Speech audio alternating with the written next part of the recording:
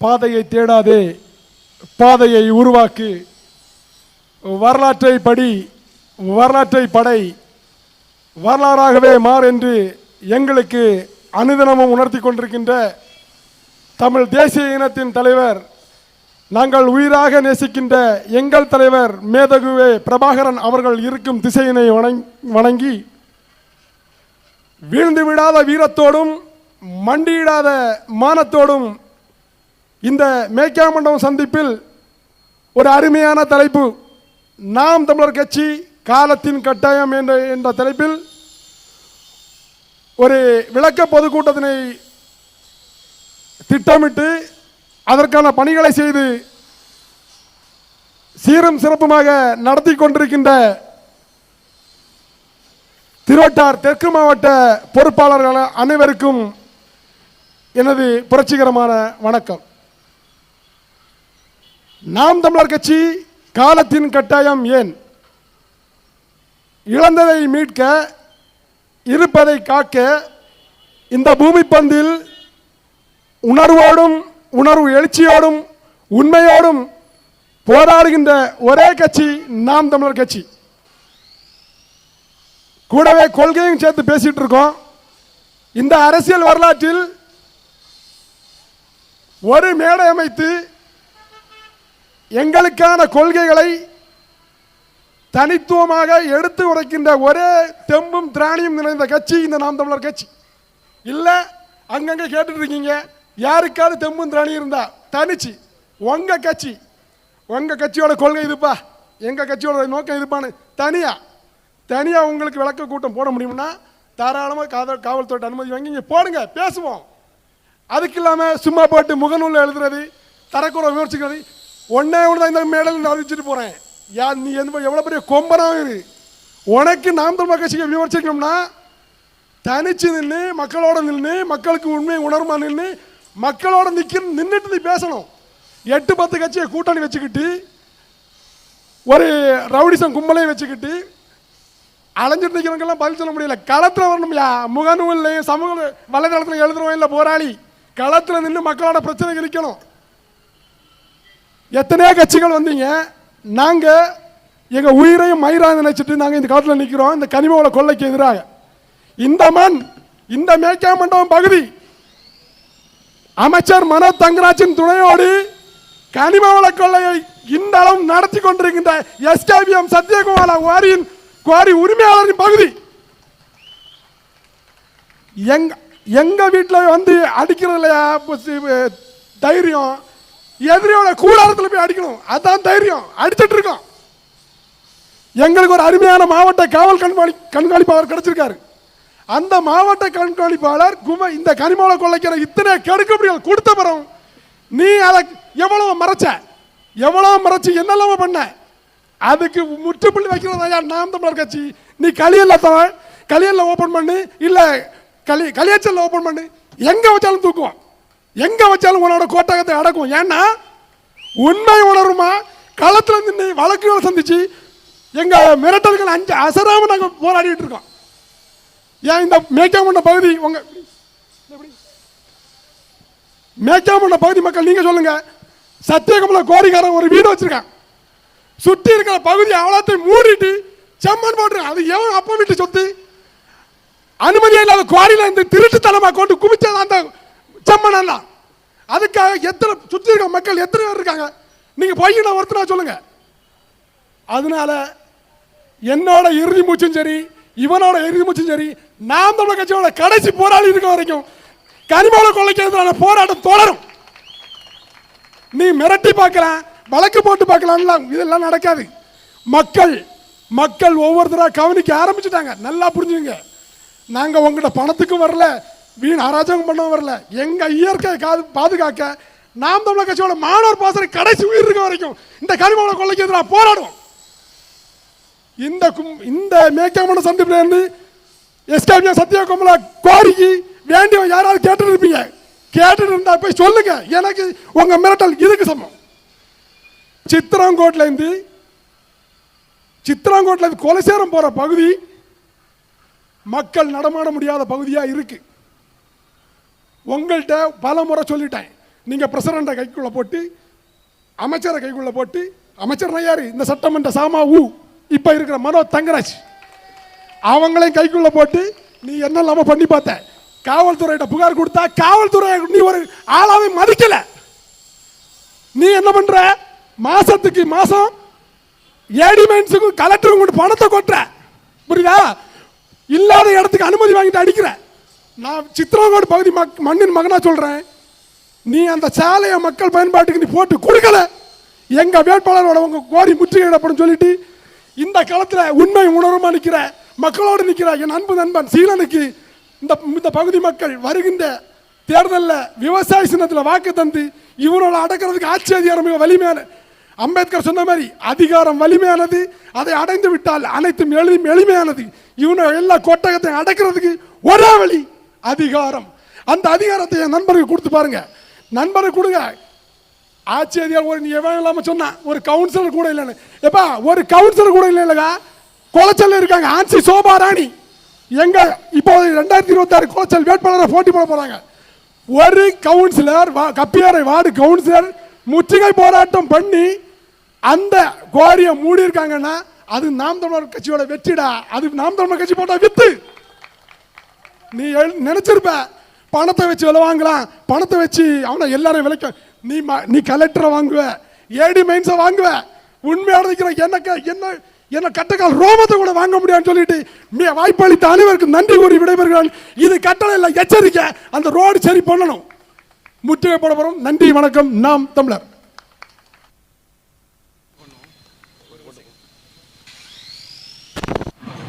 ஐக்கிய மண்டபம் பகுதி வாழ் அன்பு உறவுகளே, எமக்கு அனுமதியுடன் கூடிய பாதுகாப்பு வழங்கிக் கொண்டிருக்கக்கூடிய காவல்துறை அதிகாரிகளே, நாங்கள் என்ன பேசுகிறோம் என்பதை குறிப்பெடுத்து அரசுக்கு கடத்தக்கூடிய கடமையை செய்து கொண்டிருக்கக்கூடிய உளவுத்துறை அதிகாரிகளே, வியாபார பெருமக்களே, நாம் தமிழர் கட்சியின் நிர்வாகிகளே, என் உயிரிலும் மேலான தாய் தமிழ் சொந்தங்களே, உங்கள் அனைவருக்கும் எமது அன்பு கலந்த மாலை வணக்கம். நாம் தமிழர் கட்சி காலத்தின் கட்டாயம். ஏன்? இதுதான் இன்றைய இந்த பொதுக்கூட்டத்தின் தலைப்பு. இந்த மண்ணில் எத்தனையோ கட்சிகள் காலூன்றி ஆட்சி அதிகாரத்தில் இருந்த பிறகும் நாம் தமிழர் என்கிற ஒரு கட்சி ஏன் இந்த மண்ணிற்கு தேவை? இதுதான் தலைப்பின் சாராம்சம். நாம் தமிழர் என்கிற ஒரு கட்சி எப்போது ஆரம்பிக்கப்பட்டது? அது 2009 இனப்படுகொலையின் பின்பு. அந்த இனப்படுகொலை எந்த இனப்படுகொலை நடைபெற்றது? தமிழர்களுக்கு 2 தாய் நிலம். ஒன்று நாம் வாழ்கின்ற தமிழகம், இன்னொன்று தமிழ் ஈழம். நமக்கு 2 கண்கள் போல தமிழர்களுக்கு 2 தாய் நிலங்கள். அதில் நமது தமிழீழம் நம் கண் முன்பே அழித்தொழிக்கப்பட்டது. அதனுடைய 2000 ஆண்டுகால வரலாற்றுகளை நாம் எடுத்து பார்த்தோம் என்றால் அந்த நிலப்பரப்பு முழுக்க முழுக்க தமிழர்களுடையது. நான் இந்த கூட்டத்திற்கு வரும் முன்பு ஒரு சகோதரர் என்னிடம் ஒரு கேள்வி எழுப்பினார். இங்கிருந்து தமிழர்கள் பிரபாகரன் உட்பட இவர்கள் பிழைக்கத்தானே அங்கே இலங்கைக்கு போனார்கள். பிழைக்க போனவன் நாட்டை கேட்பது நியாயமா? எங்களுடைய பிரதமரை கொன்று விட்டார்கள். அந்த கட்சியின் சார்பாக தம்பி நீ ஏனடா நிற்கிறாய் என்ற கேள்விகளை எழுப்பினார். இதே கேள்வி இன்னும் பல உறவுகளுக்கு இருக்கக்கூடும். எனவேதான் அந்த கேள்விக்கு முதலில் பதில் சொல்ல கடமைப்பட்டுள்ளேன். அன்பானவர்களே, தமிழீழம் நாகர்கள் இயக்கர்கள் என்று 2 இனத்தை சார்ந்த ஒரு பெருங்குழுக்கள் வாழ்ந்த நிலம். அதற்கு முன்பைய வரலாறை எடுத்தோம் என்றால் குமரி நிலப்பரப்பிலிருந்து லெமூரியா கண்டம் என்று ஒரு பெரிய நிலப்பரப்பு காணப்பட்டது. அந்த நிலப்பரப்பு கடல் கோளாறால் அழிந்து போனது. அங்கு 49 நாடுகள் இருந்தன. 7 தெங்க நாடு, 7 மதுரை நாடு, 7 முன்பலை நாடு, 7 பின்பலை நாடு, 7 குன்ற நாடு, 7 குணக்கனை நாடு, இப்படி 49 நாடுகள் அங்கு இருந்தன. தென்மதுரை, கபாடபுரம், மூதூர் என்று 3 பெரு நகரங்கள் இருந்தன. ஏராளமான இலக்கிய இலக்கண நூல்கள் அங்கு இயற்றப்பட்டன. தமிழர்களுடைய உயரிய சிந்தனைவாதிகள் அங்கு தோன்றினார்கள். விதிவசத்தால் அந்த நிலம் முழுக்க முழுக்க தண்ணீரில் அமிழ்ந்து போனது. கடல் சீற்றத்தால் அழிந்து போனது. மீதமுள்ள நிலப்பரப்பு தான் இலங்கை. அதற்கு மிஞ்சிய நிலப்பரப்பு தான் நமது தமிழ்நாடு உட்பட இந்திய நிலப்பரப்பு. அப்போ இந்த தமிழர் தாயகமான அந்த இலங்கை நிலப்பரப்பு இருக்கு பாத்தீங்களா, அந்த நிலப்பரப்பில் முழுக்க முழுக்க அந்த காலத்தில் வாழ்ந்து கொண்டிருந்தவர்கள் தமிழர்கள். அப்போ யார் இங்கு சிங்களர்கள்? இங்கு ஒரிசாவில் இருந்து விஜயன் என்கிற ஒரு மன்னனுடைய மகன் அடங்காப்பிடாரியாக இருந்தான். அவனுடைய தொல்லை தாங்க முடியாமல் அவனை கப்பலேற்றி அனுப்பினார்கள். அந்த கப்பல் கரை ஒதுங்கிய இடம்தான் கண்டி. அப்போது அந்த கண்டியை ஆண்டு கொண்டிருந்த அரசியின் பெயர் குவேணி. அந்த குவேணி என்கிற தமிழ் மகாராணி அவர்களை வரவேற்று தங்களுடைய அரண்மனைக்குள் இடம் கொடுக்கிறாள். இறுதியில் அந்த மகாராணியை வெட்டி கொலை செய்து அந்த அரியணையை இந்த சிங்களர்கள் கைப்பற்றினார்கள். பின்பு இவர்கள் வாரிசை பெருக்கி அங்கு சிங்கள இனம் உருவாகிறது. அங்கு உருவாகிய அந்த சிங்கள அரக்க குணமுடைய அந்த மக்கள் படிப்படியாக அங்கு வாழ்ந்து கொண்டிருந்த தமிழர்களை படிப்படியாக விரட்டினார்கள், துரத்தினார்கள். துரத்தி அந்த நிலப்பரப்பில் வடக்கும் கிழக்குமாக தமிழர்கள் ஒதுங்கினார்கள். அங்கும் அவர்களை நிம்மதியாக இருக்க விடவில்லை. அங்கும் அவர்களுடைய காணி அதிகாரம், நில அதிகாரம், அவருடைய கல்வி அதிகாரம், அவருடைய அரசியல் அதிகாரம் அனைத்தும் பறிக்கப்பட்டது. அங்களுடைய நாடாளுமன்றத்தில் தமிழர்கள் மைனாரிட்டிகளாகவும் சிங்களர்கள் மெஜாரிட்டியாகவும் ஆனார்கள். அங்கு தமிழர்களுக்காக எந்த தீர்மானம் போட்டாலும் அந்த தீர்மானம் நிறைவேற்றப்படாது. தமிழர்களுடைய நிலத்தில் பாதுகாப்புக்கு நிற்கக்கூடிய காவல்துறையாக இருக்கட்டும், ராணுவமாக இருக்கட்டும், அனைவரும் சிங்களர்கள். அவர்கள் என்ன செய்வார்கள் தெரியுமா? தமிழுடைய நிலத்தில் திடீரென்று புகுந்து தமிழர்களை, ஆண்களை வெட்டி கொன்று பெண்களை இழுத்து சென்று பாலியல் வன்புணர்வுக்கு உட்படுத்தி கொடுமைகள் செய்து கொண்டிருந்தார்கள். அந்த கொடுமைகளை பார்த்து கொண்டு சகிக்க முடியாத இளைஞர் கூட்டம் அங்கு கிளர்ந்தெழுந்து உருவானது. அதில் முதல் புரட்சியாளன், முதல் உயிர் பலியானவன் அங்கு சிவகுமார் என்கிற இளைஞர். அதன் பிறகு 24 ஆயுத குழுக்கள் அங்கு உருவாக்கப்பட்டன. அவர்கள் அனைவரும் ஏன் ஆயுத குழுக்களாக உருவானார்கள், ஏன் கைகளில் ஆயுதம் ஏந்தினார்கள் என்றால், அங்குள்ள இலங்கை ராணுவம், இலங்கை இனவரி ராணுவம் தமிழர்களிடம் பேச்சுவார்த்தை நடத்தாது. நேரடியாக அவருடைய ஆயுத தாக்குதல்களை தமிழர்களிடம் பிரகித்தார்கள். அவர்கள் எந்த மொழியில் பேசுகிறார்களோ அதே மொழியில் நம்மை தற்காத்துக் கொள்ள வேண்டும் காரணத்திற்காக தமிழர்கள் ஆயுதம் ஏந்தி ஆயுத குழுக்களாக உருவானார்கள். அதில் தொலைநோக்கோடு உருவாக்கப்பட்ட அமைப்பு தான் தமிழ் புலிகள். அதுதான் பரிணமித்து தமிழீழ விடுதலை புலிகளானது. அதை அந்த கூட்டத்தில் இருந்த ஒரு சிறுவனான மேதகு பிரபாகரன் அவர்கள் தலைமையேற்று நடத்தி, அதை வழிநடத்தி அதை ஒரு விடுதலை ராணுவமாக மாற்றி அதில் 6 படை கட்டி அதில் அனைத்து நிர்வாக வசதிகளும் கொண்டு வந்து 26 ஆண்டுகள் அங்கு ஆட்சி புரிந்தார். சர்வதேச அங்கீகாரமான ஐநா சபையின் அங்கீகாரத்திற்காக காத்து நின்ற பொழுது உலக நாடுகள் அனைத்தும் சேர்த்து அவர்களை அழித்தொழித்தார்கள். உங்களுக்குள் ஒரு கேள்வி எழலாம், ஏன் ஆயுதம் ஏந்துவது மட்டும்தான் தீர்வா என்கிற கேள்வி. அன்பானவர்களே, பிரபாகரன் அவர்கள் ஆயுதம் ஏந்துவதற்கு முன்பாக 30 ஆண்டுகள் ஈழத்து காந்தி என்று சொல்லக்கூடிய தந்தை செல்வா அவர்கள் அமைதி வழியிலான போராட்டத்தை முன்னெடுத்தார்கள். அவருடைய போராட்டம் முழுக்க முழுக்க மழுங்கடிக்கப்பட்டது, நீர்த்து போகப்பட்டது. நாடாளுமன்ற தேர்தல்கள் நடைபெறும் போது தமிழர்களுக்கான வாக்குறுதிகள் கொடுத்தார்கள்.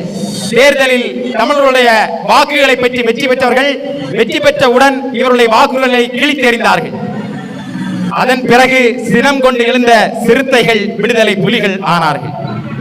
அந்த புலிகள் அமைதி பேச்சுவார்த்தைக்காக, சிங்களர்களுக்கும் தமிழர்களுக்குமான பேச்சுவார்த்தைக்காக நாங்கள் இந்தியன் பீஸ் போர்ஸ் அமைதி படையை அனுப்புகிறேன் என்று இங்கிருந்து ஐயா ராஜீவ் காந்தி அவர்கள் அனுப்பிய படை அங்கு செய்த அட்டூழியங்கள் உங்களுக்கு தெரியுமா?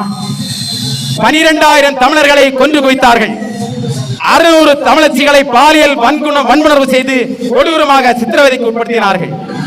நீங்கள் சிந்தித்து பாருங்கள், நம்முடைய குடும்பத்தில் இருக்கக்கூடிய ஒரு பெண்ணை, நமது தங்கையை, நமது அக்காவை ஒருவன் எந்த காரணமும் இல்லாமல் ஈன வெறி கொண்டு பாலியல் வன்புணர்வுக்கு உட்படுத்துகிறான் என்றால் நாம் பார்த்து கொண்டு வேடிக்கை பார்ப்போமா?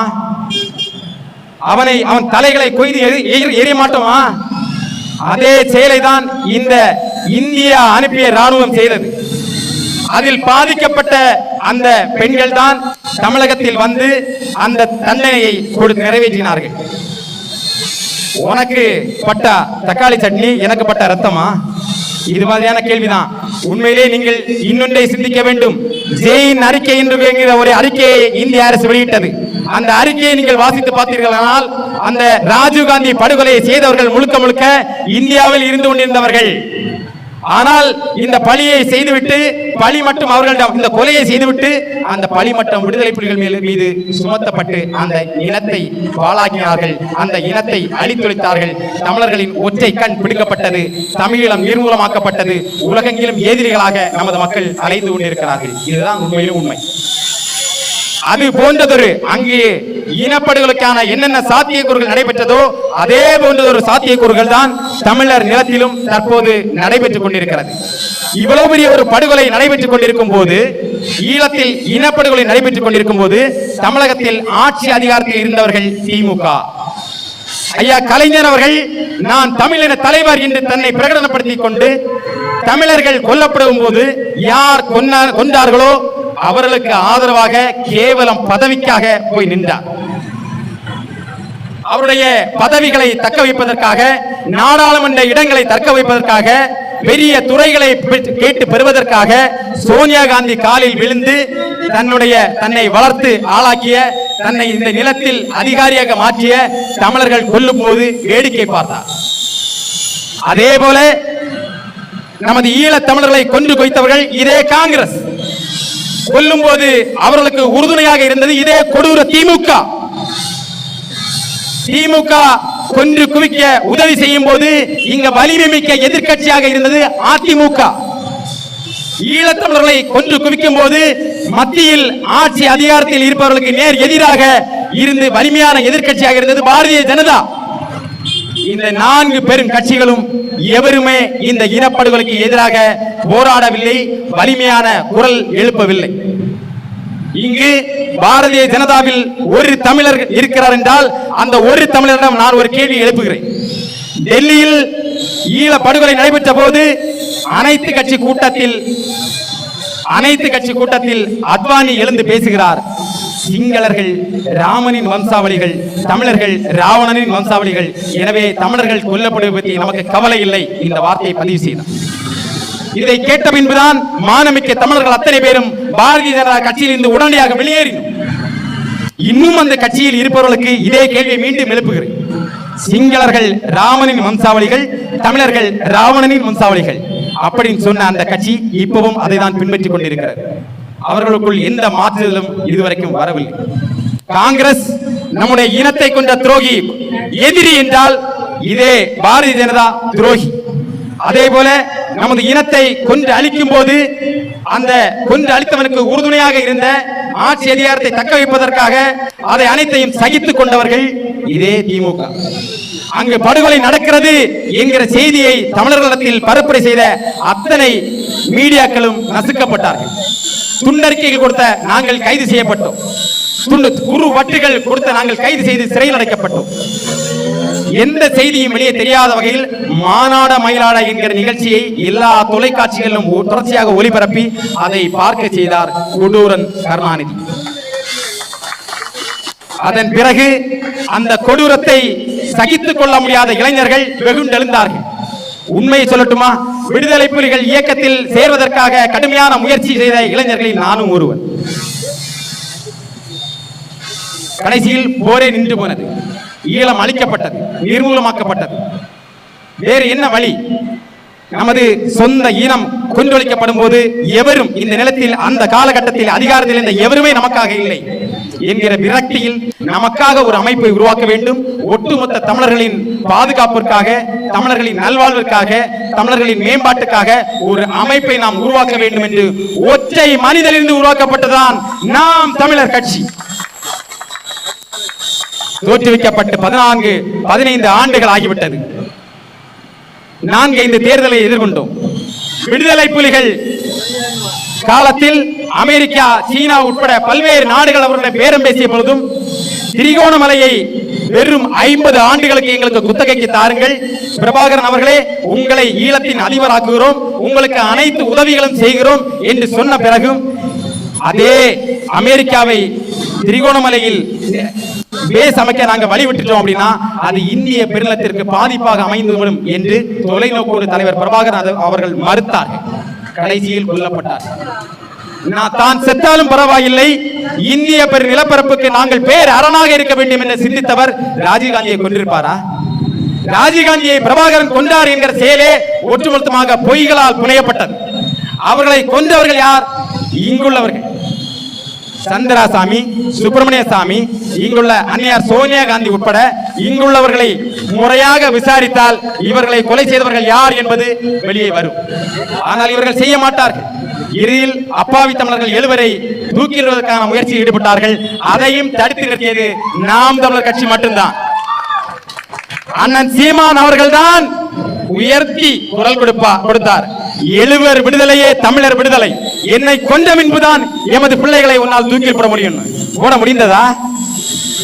எழுந்து நின்றான் தமிழர்களின் விடிவள்ளி, தமிழர்களின் பாதுகாவலன் பிரபாகரனுக்கு அடுத்தது அண்ணன் சீமா. அவருடைய காலத்தில் நாம் வாழ்வதில் பெரும் உவகை அடைகிறோம், பெரும் மகிழ்ச்சி அடைகிறோம், பெருமை அடைகிறோம். அவரை போன்ற ஒரு உறுதியான ஒரு தலைவர் இந்த தமிழகம் இதுவரை கண்டதில்லை. ஐயா காமராஜர் அவர்கள் சிறந்தவர்கள் தான், நிர்வாகத்தில் சிறந்தவர் தான். ஆனால் இவ்வளவு எதிர்ப்புகளை அவர் சந்தித்ததில்லை. எல்லா கட்சிகளும், எந்த 4 கட்சிகளும், 4 வலிமைமிக்க கட்சிகளும் சேர்ந்து ஈழத்தை அழிக்கும் போது அழிக்கவும் அதற்கு துணைபோகம் செய்ததோ அந்த கட்சியோடு ஒருபோதும் நாம் தமிழர் கட்சி வரலாற்றில் கூட்டு இல்லை என்று பிரகடனப்படுத்தினார். 15-16 ஆண்டுகளாக அவர் சொன்ன சொல்லிலிருந்து ஒரு இம்மி அளவு கூட பெறலாமல் அந்த கட்சிகளுடைய அனைத்து அநீதி செயல்பாடுகளையும் கடுமையாக எதிர்த்துக் கொண்டிருக்கக்கூடியது அண்ணன் செந்தமிழன் சீமானும் நாம் தமிழர் கட்சியும் மட்டும்தான். அன்பான சொந்தங்களே, தமிழர்களுக்கான பாதுகாப்பு கவசம் என்றால் அது நாம் தமிழர் கட்சி மட்டும்தான். இது ஒரு காலத்தின் கட்டாயம், காலத்தின் தேவை. நாம் தமிழர் கட்சி காலத்தின் கட்டாயம், காலத்தின் தேவை. என்ன செயல் திட்டங்களை இவர்கள் செய்ய போகிறார்கள் என்பதை ஏற்கனவே நாங்கள் 2016ஆம் ஆண்டு தேர்தலின் போது 312 பக்கத்தில் தேர்தல் அறிக்கையாக, அதாவது தேர்தல் செயல் திட்டங்களாக மக்களுக்கு தெரிவித்துள்ளோம். அதில் குறிப்பாக நமது நிலம், நமது வளம் பாதுகாக்கப்பட வேண்டும், குறிப்பாக நமது மொழி பாதுகாக்கப்பட வேண்டும், நமது மொழியை பாதுகாப்பது, நமது இனத்தை பாதுகாப்பது, நமது நீர் வளங்களை பாதுகாப்பது, நீர்வளம், நிலவளம், காட்டு வளம், கரிம வளம், கடல் வளம் அனைத்தையும் பாதுகாத்து நமது கல்வியை மேம்படுத்தி, ஏன் கல்வியை மேம்படுத்த வேண்டும்? ஒரு அறிவார்ந்த சமூகத்தை உருவாக்க வேண்டும் என்றால் அவர்கள் கல்வியில் சிறந்தவர்களாக, மேம்பாடு அடைந்தவர்களாக இருக்க வேண்டும். இதுதான் அடிப்படை தத்துவம். வளர்ந்த நாடுகள், வளர்ந்து உயர்ந்த நாடுகள், அத்தனை நாடுகளுமே கல்வியில் மேலோங்கிய நாடுகளாக காணப்படுகிறது. அப்போ ஐயா காமராஜ் அவர்கள் விளையாடி கொண்டிருந்த சிறுவர்கள் அனைவரையும் பள்ளிக்கூடத்தில் கொண்டு செலுத்தினார். அவர்களுக்கு மதிய உணவு வழங்கி சிறந்த கல்வி கூடங்களை உருவாக்கினார் ஐயா காமராஜர். தற்போதுள்ள கலைஞர் கருணாநிதி அவர்களின் மகனோ குடிப்பகங்கள் திறந்து, டாஸ்மாக்கள் திறந்து ஆங்காங்கு குடி நோயாளிகளை தான் உருவாக்கி கொண்டிருக்கிறார்கள். நாம் தமிழர் கட்சியின் செயல் திட்டம் என்ன தெரியுமா? இதனுடைய அடுத்த பரிணாம வளர்ச்சியின்படி, இதனுடைய அடுத்த கட்டமாக என்ன, உலகில் சிறந்த செயல் வழி சார்ந்த கல்வியை இங்கு பொதுமையாக்கி அதுவும் இலவசமாக தருவது. தனியார் பள்ளிக்கூடங்களை நீங்கள் சென்று பார்த்திருப்பீர்கள். தனியார் பள்ளிக்கூடங்களுக்கு நிகராக அல்லது அதைவிட சிறந்த கல்விக்கூடங்களை அரசு சார்பில் நிறுவி இலவச கல்வி, அறிவை வளர்க்கும் கல்வி நாம் தமிழர் ஆட்சியில் அனைவருக்கும் இலவசம். நீங்க கல்வினா வெறும் பள்ளி கல்வி மட்டும் இல்ல. ஒரு குழந்தை MBBS படிக்க விரும்புன்னு வச்சுங்க, பொறியாளர் படிக்க விரும்புன்னு வச்சுங்க, வேற தொழில் சார்ந்த படிப்புகள் படிக்க விரும்புதுன்னு வச்சுங்க, எந்த படிப்பு ஒரு குழந்தை படிக்க விரும்பினாலும் அத்தனை படிப்பும் நாம் தமிழர் ஆட்சியில இலவசம். வேற எந்த கட்சிகளும் இது போன்ற ஒரு அறிவிப்பை இதுவரைக்கும் செய்ததில்லை. கல்விக்காக உங்களுடைய பாக்கெட்ல இருந்து 1 ரூபாய் காசு கூட நீங்க எடுத்து வைக்க வேண்டிய தேவையில்லை. நாங்க எப்படி நினைக்கிறோம் தெரியுமா? பெற்றுக் கொடுங்கள் பிள்ளைகளை, கற்றுக் கொடுக்கிறோம் நாங்கள். அவர்கள் உங்கள் வீட்டு குழந்தைகள் அல்ல, எங்கள் நாட்டின் சொத்துக்கள், விலை மதிப்பற்ற சொத்துக்கள். அவர்களை மிகச்சிறந்த அறிவாளிகளாக மாற்ற வேண்டியது ஒரு அரசின் கடமை என்று நாங்கள் பிரகடனப்படுத்துகிறோம் என் அன்பானவர்களே. எனவே நாம் தமிழர் அரசு ஆட்சியில் கல்வி முற்றுமுழுதாக இலவசமாக. நம்ம எதுக்கு சம்பாதிக்கிறோம்? குழந்தைங்களை படிக்க வைக்கிறதுக்கு, உடம்பு சரியில்லை நான் மருத்துவத்துக்கு, வேற என்ன, ஒரு வீடு கட்டுறதுக்காக, சாப்பிடுறதுக்காக, இதுக்கு தானே அடிப்படையாக சம்பாதிக்கிறோம். அதில் ஒரு வீடு கட்டுவது, ஒரு தனக்கு தேவையான உணவை தயாரிப்பது, அது ஒரு தனி மனிதனின் கடமை. அதற்குள்ள அரசு தலையிடாது. ஆனால் ஒரு கல்வி, ஒரு சிறந்த கல்வியை ஒரு தனி மனிதன் நினைத்தால் கொடுக்க முடியாது. சிறந்த மருத்துவத்தை, சிறந்த மருத்துவமனைகள் கட்டி மருத்துவத்தை ஒரு தனி மனிதன் நினைத்தால் கொடுக்க முடியாது. அதை செய்வதற்காக தான் நாம் ஒரு அரசை தேர்ந்தெடுக்கிறோம். அந்த அரசு அதை செய்ய வேண்டியது தனது கடமை என்பதை உணர்ந்து கல்வி மற்றும் உயர்தர மருத்துவம். உயர்தர மருத்துவம் என்றால் உலகத்தில் சிறந்த மருத்துவம் எமது மக்களுக்கு இலவசமாக நாம் தமிழர் கட்சி வழங்கும். இது எமது அறிக்கை. மூன்றாவதாக குடிநீர், சுத்திகரிக்கப்பட்ட சுகாதாரமான குடிநீர் அத்தனை மக்களுக்கும் இலவசம். அனைத்து மக்களுக்கும் அல்ல, அனைத்து உயிர்களுக்கும் இலவசம். இது அடிப்படை தேவை. இது தவிர்த்து நாம் தமிழர் கட்சி வேறு எதுவும் இலவசமாக வழங்காது. இவர்கள் இந்த திராவிடர்கள் இருக்கிறாங்கல்ல, இந்த திராவிடர்கள் யாரு? அதை நம்ம சொல்லியாக வேண்டும். என் அன்பானவர்களே, இனம் அப்படின்னா ஒரு மொழியை தாய்மொழியாக கொண்ட மக்களின் தொகுப்பு. அப்போ இந்த உலகத்துக்குள்ளாடி 7000க்கும் மேற்பட்ட மொழிகள் காணப்படுகின்றன. ஒவ்வொரு மொழியை தாய்மொழியாக கொண்ட, மொழியை பேசக்கூடிய மக்களும் இனம்தான். இந்த இந்திய நிலப்பரப்பில் மொழி வாரியாக தான் மாநிலங்கள் பிரிக்கப்பட்டுள்ளன. ஒரு மொழியை பேசக்கூடிய மக்கள் ஒரு நாடாக வாழ்ந்து வருவார்கள். இங்கு மாநிலமாக பிரிக்கப்பட்டுள்ளது. அந்த மொழிவாரி மாநிலங்கள் பிரிக்கப்பட்ட பிறகு அந்த மொழியை பேசக்கூடிய மக்கள் தானே அந்த மொழியை சார்ந்த அந்த மாநிலத்துக்கு நிர்வாகிகளாக இருக்க வேண்டும். இங்கு என்ன நடைபெற்றுக் கொண்டிருக்கிறது? தமிழர் நிலத்தை தெலுங்கை தாய்மொழியாக கொண்டவர்கள் ஆண்டு கொண்டிருப்பார்கள். அப்படின்னா என்ன அர்த்தம்? நம்ம வீட்டை இன்னொருத்தன் வந்து நிர்வாகம் பண்றது மாதிரி. நீங்கள் உங்களுடைய வீட்டில் பெருந்தன்மையாக உங்களுடைய விருந்தாளிகளை வந்து தங்க வைப்பீர்கள், அவர்களுக்கு உணவளிவீர்கள், அவர்களுக்கு வாழ்க்கை அளிப்பீர்கள். ஆனால் உங்கள் வீட்டை நிர்வாகம் செய்யக்கூடிய உரிமையை அவர்களுக்கு வழங்குவீர்களா? எவரும் வழங்க மாட்டார். அதுபோலதான் நமது நிலத்தினுடைய அதிகாரம் தற்போது அயலவன் கைகளில் இருந்து கொண்டிருக்கிறது. அவர்கள் தான் திராவிடர்கள். திராவிடம்னா என்னன்னு கேட்டா உருட்டுவானுங்க. என்ன பண்ணுவான்? ஆந்திரா, தெலுங்கானா, கலிங்கம், கேரளா, தமிழ்நாடு, இவை அனைத்தையும் உள்ளடக்கியதான் திராவிட நாடு. ஏன் இந்த திராவிட நாடு அப்படின்னா, இதுவரைக்கும் மற்ற மாநிலங்களில் திராவிட கட்சிகள் இல்லை, அங்க வலிமையாக வேறுண்ட முடியவில்லை. கேரளாவை ஆண்ட மறைந்த ஐயா உம்மன்சாண்டி அவர்களிடம் கேட்டார்கள், ஐயா நாமும் திராவிடர்கள் தானே அப்படின்னு. என்னை திராவிடன் என்று யாராவது சொன்னால் கடும் கோபம் வருவேன் என்று சொல்றான். அதே போல ஆந்திர முதல்வனை கேட்கப்பட்ட பொழுது என்னை திராவிடன் என்று அழைத்தால் நான் செருப்பு கழட்டி அடிப்பேன் அப்படின்னு சொல்றான். இவருடைய திராவிட பறிப்பு இங்க மட்டும்தான் வேகம். எங்க தமிழ்நாட்டில். ஏன்? நாம ஏமாளிகள், நாம ஏமாற்றப்பட்டோம். எப்படியெல்லாம் ஏமாற்றப்பட்டோம்? நமது நிலம். அவங்க எதுக்காக வராங்க தெரியுமா? நல்லா புரிஞ்சுக்கங்க. நம்ம இங்க உள்ள மக்கள் வெளி நாடுகளுக்கு, வெளி மாநிலங்களுக்கு வேலைக்கு போறாங்க. எதுக்காக போறாங்க? தன்னுடைய குடும்பத்தை பாதுகாப்பதற்காக, வருமானம் ஈட்ட போறாங்க. அதே போலதான் முன் நாட்களில் பல்வேறு நாடுகள் பக்கத்து நாடுகள் மேல் படையெடுக்க போனது. எதுக்கு? அங்குள்ள வளங்களை சூறையாடுவதற்காக, அங்களுடைய அதிகாரத்தை கைப்பற்றுவதற்காக. இப்ப என்ன வாரா? திராவிடம் என்கிற பெயரில் இந்த தெலுங்கர்கள், மலையாளிகள், இவர்கள் வேற்று மாநிலங்களை சார்ந்தவர்கள் நம்மை மயக்கி, நமது மதியை மயக்கி, நமது மக்களுடைய அதிகாரத்தை, அதாவது வாக்கு அதிகாரத்தை கைப்பற்றி நம்ம நிலத்தை ஆண்டுட்டு இருக்கான். நவீன முறையில் ஆண்டு இருக்கான். இங்க வந்து ரத்தம் இல்ல, போர் தொடுக்க மாட்டான். இந்த அதிகாரத்தை கைப்பற்றி என்ன பண்றான்? நம்முடைய வளங்கள் மேல் அவன் குறி வைக்கிறான். எப்படி? நம்முடைய வளங்கள் மேல் குறி வைக்கிறான். அப்ப நம்ம வளங்களை அவர்கள் சூறையாட வேண்டும் என்றால் இங்குள்ள மக்கள் வெகுண்டெழுந்து விடக்கூடாது, இங்குள்ள மக்கள் கோபமடைந்து விடக்கூடாது என்பதற்காக அவன் சிந்திக்கிறான். என்ன சிந்திக்கிறான்? இந்த மக்களை சாராயத்துக்கு அடிமையாக்கி விட்டால் இந்த மக்களுடைய மதியை மயக்க முடியும்.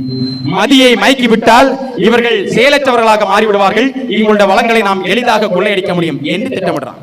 திட்டமிட்டுதான் 4800க்கும் மேற்பட்ட மது கடைகளை இங்கு திறந்து மது ஆறாக தமிழகம் மாறிக்கொண்டிருக்கிறது. என் அன்பான சொந்தங்களை கவனிங்கள். இங்கு மது அடிமைகள் ஏறத்தாழ 57% மக்கள் மது அடிமைகளாக மாறியிருக்கிறார்கள். எப்படி? நம்மை சிந்திக்க வைக்கற்றவர்களாக, நம்மை வேலை செய்ய வைக்கற்றவர்களாக, நம்மை குடும்ப நடத்த வைக்கற்றவர்களாக, நம்மை கேள்வி கேட்க வைத்தவர்களாக, நம்மை எதிர்த்து போராட வைக்கற்றவர்களாக மாற்றி நிறுத்திவிட்டு நம்முடைய இயற்கை வளங்களை அத்தனையும் சூறையாடி கொண்டு போயிட்டு இருக்கான் திராவிடன், திருட்டு திராவிடன். எப்படி பண்றான்? நமது இயற்கை அரண், இயற்கையின் பேரரணாக இருந்திருக்கக்கூடிய நமது மலைகளை வெட்டி நாள் ஒன்றுக்கு 3000 முதல் 6000 லோடு வரைக்கும் இங்கிருந்து கேரளாவுக்கு கடத்தி கொண்டு போயிட்டு இருக்கான் திராவிடன். தட்டி கேட்க நாதி இல்லை. தட்டி கேட்டா நீங்கள் கொலை செய்யப்படுவீர்கள், அச்சுறுத்தப்படுவீர்கள். என்ன பண்றான்? இதற்கு முன்னாடி அதே திராவிட கட்சியில் இருந்தக்கூடிய கண்காணி ஆகிய திரு மனோ தங்கராஜ் அவர்கள் இந்த மண்ணில் 2வது முறையாக இப்ப வெற்றி பெற்று வெறும் எம்எல்ஏ இல்ல, அமைச்சராக பதவி ஏற்றுக் கொண்டிருக்கிறார்கள். அவர் 2019ஆம் ஆண்டு போராடினார். என்ன? கொள்ளையோ கொள்ளை, கனிம வள கொள்ளை, கண்ணிருந்தும் காணாமல், காது இருந்தும் கேளாமல், வாய் மூடி மௌனியாய் கொள்ளை போகும் கனிம வளங்களை கையூட்டு பெற்று விட்டு ஆதரவளிக்கும் அலுவலர்களே, சாபக்கேடு சாபக்கேடு, கையூட்டு வாங்குதல் சாபக்கேடு அப்படின்னு சொல்லிட்டு போராடுறாரு. எங்க? சித்திரங்கோட்டில். அப்ப மக்கள் என்ன நம்பினாங்க? ஓ, இவர் வந்தா நம்மளுடைய இயற்கை வளங்களை பாதுகாத்து அடுத்த தலைமுறைக்கு கடத்திடுவாரு அப்படி நம்பி வாக்களித்தார்கள். அந்த மக்களின் அதிகாரத்தை கைப்பற்றி என்ன பண்றான்? வெறும் எம்எல்ஏ இல்ல, இப்ப அமைச்சர் பொறுப்பை ஏற்றுக்கொண்டு, அமைச்சர் பொறுப்புனா அவரு கற்பனை செய்ததை விட அதி உச்சபட்ச அதிகாரம். அந்த அதிகாரத்தை கையில் வைத்துக் கொண்டு தற்போது மலைகளை சாரை சாரையாக வெட்டி கேரளாவுக்கு கடத்தி கல்லா கட்டுறான். எதிர்படக்கூடிய மக்களை லாரி ஏற்றி கொள்றான். ஒன்னு சொல்லட்டுமா? லாரி ஏத்தி இதுவரைக்கும் கடந்த 4 ஆண்டுகளை எத்தனை பேர் கொண்டிருக்கான் தெரியுமா? 387 பேரை கொண்டிருக்கான் இந்த மண்ணில மட்டும். 1600க்கும் மேற்பட்ட மக்கள் கையிழந்து, காலிழந்து, வெயிலந்து மருத்துவமனைகளிலும் வீடுகளிலும் முடங்கி கிடக்கிறாங்க. சிந்தித்து பாருங்கள். இந்த சாலை வழியாக இரவு நேரங்களில் பயணிக்க பயம் வருமா வராதா? வரிசையாக சாரையாக கனிம வள கடத்தல் லாரிகள். கேட்டா என்ன சொல்றாங்க தெரியுமா? இன்டர்ஸ்டேட் டிரான்ஸ்பர் பெர்மிட் வந்து மத்திய அரசு கொடுத்துட்டாங்க, எங்களால் எதுவும் செய்ய முடியாது, எங்களால் எதுவும் கொடுக்க முடியாது அப்படின்னு சொல்றான். அதோட உண்மை என்ன? கனிமங்கள் இருக்கு பாத்தீங்களா? இந்த கனிம வளங்கள் எடுப்பதற்கு கனிம வளங்கள் 2 வகை. ஒன்று பெருங்கனிமங்கள், இன்னொன்று சிறு கனிமங்கள். பெருங்கனிமங்கள் பட்டியலில் இருக்கக்கூடியது இரும்பு, துத்தநாகம், பாக்சைட், இங்க இருக்கக்கூடிய தாது மணல், இது எல்லாமே பெருங்கனிமங்கள் பட்டியலில் இருக்கக்கூடியது. அப்ப இந்திய நிலப்பரப்பில் ஏதாவது ஒரு மாநிலத்தில் இந்த பெருங்கனிமங்களை எடுக்க வேண்டும் என்றால் அந்த மாநில அரசின் அதிகாரத்தை, அனுமதியை பெற்று எடுத்துக்கொள்ளலாம். ஆனால் செங்கல், சல்லி, மணல், பாறையிலிருந்து எடுக்கக்கூடிய எம் சாண்ட் ஆகட்டும், பி சாண்ட் ஆகட்டும், இந்த பொருட்கள் அத்தனையும் எடுப்பதற்கான அதிகாரம் முழுக்க மாநில அரசின் கைகளில் இருக்கிறது. யாரு? மாநில அரசின் கைகளில் இருக்கிறது. இப்ப இருக்கக்கூடிய திமுக அரசின் கைகளில் இருக்கிறது. மத்திய அரசுக்கு இதுக்கு சம்பந்தமே கிடையாது. அப்போ இந்த அதிகாரத்தை கைகளில் வைத்துக் கொண்டு இவர்கள் இங்குள்ள இயற்கை வளங்களை வெட்டி சாரையாக சூறையாக அனுமதிக்கிறாங்க. இதை யாராவது மறுத்து பேச முடியுமா? ஐயா மனோ தங்கராஜ் அவர்களே, இந்த காணொலியை தொடர் காணொலிகளை தொடர்ச்சியாக நீங்கள் பார்த்துக் கொண்டிருப்பீர்கள் என்கிறது எனக்கு தெரியும். இந்த கேள்விக்கு நீங்கள் பதில் சொல்லியாக வேண்டும். இந்த கனிம வள கொள்ளையை தடுத்து நிறுத்துவதற்கான அதிகாரம் யாரிடம் இருக்கிறது தெரியுமா? ஒரு பஞ்சாயத்து பிரசிடென்ட் இருக்காங்க, பஞ்சாயத்து தலைவர், அவர் நினைச்சா தடுக்கலாம். ஒரு தாசில்தார் நினைச்சா தடுக்கலாம். ஒரு மாவட்ட சார் ஆட்சியர் நினைச்சா தடுக்கலாம். ஒரு பஞ்சாயத்தின் செயல் அலுவலர் நினைச்சா தடுக்கலாம். ஒரு மாவட்ட ஆட்சியர் நினைச்சா தடுக்கலாம். ஒரு மக்கள் பிரதிநிதி எம்எல்ஏ நினைச்சா தடுக்கலாம். ஒரு எம்பி நினைச்சா தடுக்கலாம். இந்த நிலத்தில் இந்த 4 பெரும் கட்சிகளை சார்ந்த அத்தனை பேரும் எம்எல்ஏ இருக்காங்க. கன்னியாகுமரி மாவட்டத்தில் 6 சட்டமன்ற தொகுதி. 6 சட்டமன்றத்தில் நாகர்கோவில் சட்டமன்ற தொகுதி யாருக்கு? எம்.ஆர். காந்தி அவர்களுக்கு. பாரதிய ஜனதா இருக்கிறது. 3 தொகுதி காங்கிரசிற்கு. அம்மையார் தாரகை கத்பட், அங்கே பிரின்ஸ், அந்த பக்கம் இவர். 3 பேரும் காங்கிரஸ் எம்எல்ஏக்கள். இங்க ஐயா மனோ தங்கராஜ் அவர்கள் திமுக. கன்னியாகுமரி தொகுதியில அதிமுக. இந்த 4 பெரும் கட்சிகளை சார்ந்தவர்கள் எம்எல்ஏக்களாக இருந்த பிறகும் இந்த கனிம வள கொள்ளையை தடுத்து நிறுத்த முடியவில்லையே, ஏன்? நாங்க உங்கள்ட்ட என்ன கேட்கிறோம் தெரியுமா? என்கிட்ட ஒரு இடத்துல கேள்வி கேட்டிருந்தாரு. இவனுக்கு நீதிமன்றம் போக வேண்டியதானே, எதுக்கு வந்து பிரச்சனை பண்ணிட்டு இருக்கான் அப்படின்னு கேள்வி ஐயா மனோ தங்கராஜ் எழுப்புகிறார். நான் அவருக்கு பதில் சொல்கிறேன். ஐயா, நீதிமன்றத்துக்கு செல்வதற்காக உங்களை மக்கள் தேர்ந்தெடுத்து சட்டமன்றத்திற்கு அனுப்பினார்கள். சட்டமன்றத்தில் நிறைவேற்றக்கூடிய தீர்மானத்தை நீதிமன்றங்கள் செயல்படுத்துமா அல்லது நீதிமன்றத்தில் ஏற்றக்கூடிய தீர்மானங்களை சட்டமன்றம் செயல்படுத்துமா? சொல்லுங்கள் அறிவார்ந்த பெருமக்களே. நாங்கள் எதிர்பார்ப்பது, நாங்கள் கேட்பது ஒரே ஒரு ஜிஓ, ஒரே ஒரு கவர்மெண்ட் ஆர்டர். என்ன? இங்குள்ள கனிம வளங்களை வெட்டி எந்த அயலக மாநிலத்திற்கு கடத்துவதற்கு அனுமதி இல்லை என்கிற ஒரே ஒரு ஜிஓ மட்டும் நீங்க பாஸ் பண்ணி சட்டசபையில பாஸ் பண்ணி அனுப்புங்களேன். அது ஒண்ணு தானே நாங்க கேட்டோம். இதுவரைக்கும் செய்தீர்களா? செய்ய வக்குண்டா? உங்களுக்கு செய்ய துணிவுண்டா? அப்புறம் எதுக்கு நீங்க எம்எல்ஏ இருக்கிறீங்க? இறங்கி போங்களேன். ஏன் இயற்கை வளங்கள் அத்தனையும் நமக்கு மட்டுமானதல்ல, இந்த இயற்கை அடுத்த தலைமுறைக்கானது. நமது முன்னோர்கள் நம்மிடம் என்ன எதை கடத்தினார்கள் தெரியுமா? காரு, பங்களா, பெரிய பெரிய கோடீஸ்வரர்களாக நம்மை விட்டு செல்லவில்லை. சுத்தமான காற்றும், சுத்தமான தண்ணீரும், நல்ல வாழ்வியல் சார்ந்த இந்த பூமியாக விட்டு சென்றார்கள். நாம இந்த பூமியை நாம என்ன வாடகைக்கு தான் வந்திருக்கோம். 4 நாள் தங்குவோம், அடுத்த நிமிடம் நம்ம உயிரோட இருப்போமா இல்லையான்னு தெரியாது. இந்த பூமியை அடுத்த தலைமுறைக்கு பத்திரமாக கடத்த வேண்டிய கடமையும் பொறுப்பும் நமக்கு இருக்கா இல்லையா? இருக்கா இல்லையா? நீங்கள் நிறைய பேர் சவுதி அரேபியா போன்ற பாலைநிலத்தில் வாழ்ந்திருப்பீர்கள். அந்த பாலைநிலத்தில் வாழ்ந்திருந்த கொண்டுதான் அதோட வழி தெரியும். நானும் அந்த பாலைவனத்தில் சில நாட்கள் வேலை செய்தவன். பாலை நிலம், குடிக்க தண்ணீர் ஒழுங்க கிடைக்காது. அது போன்ற ஒரு நிலமாக இந்த நிலம் மாறிவிடக் கூடாது என்பதற்காக பயப்படுறோம். எப்படி? என் அன்பான சொந்தங்களே, மலைகள் தான் மழை பொழிவதற்கான கருவி. மழை எங்கிருந்து பொழியும்?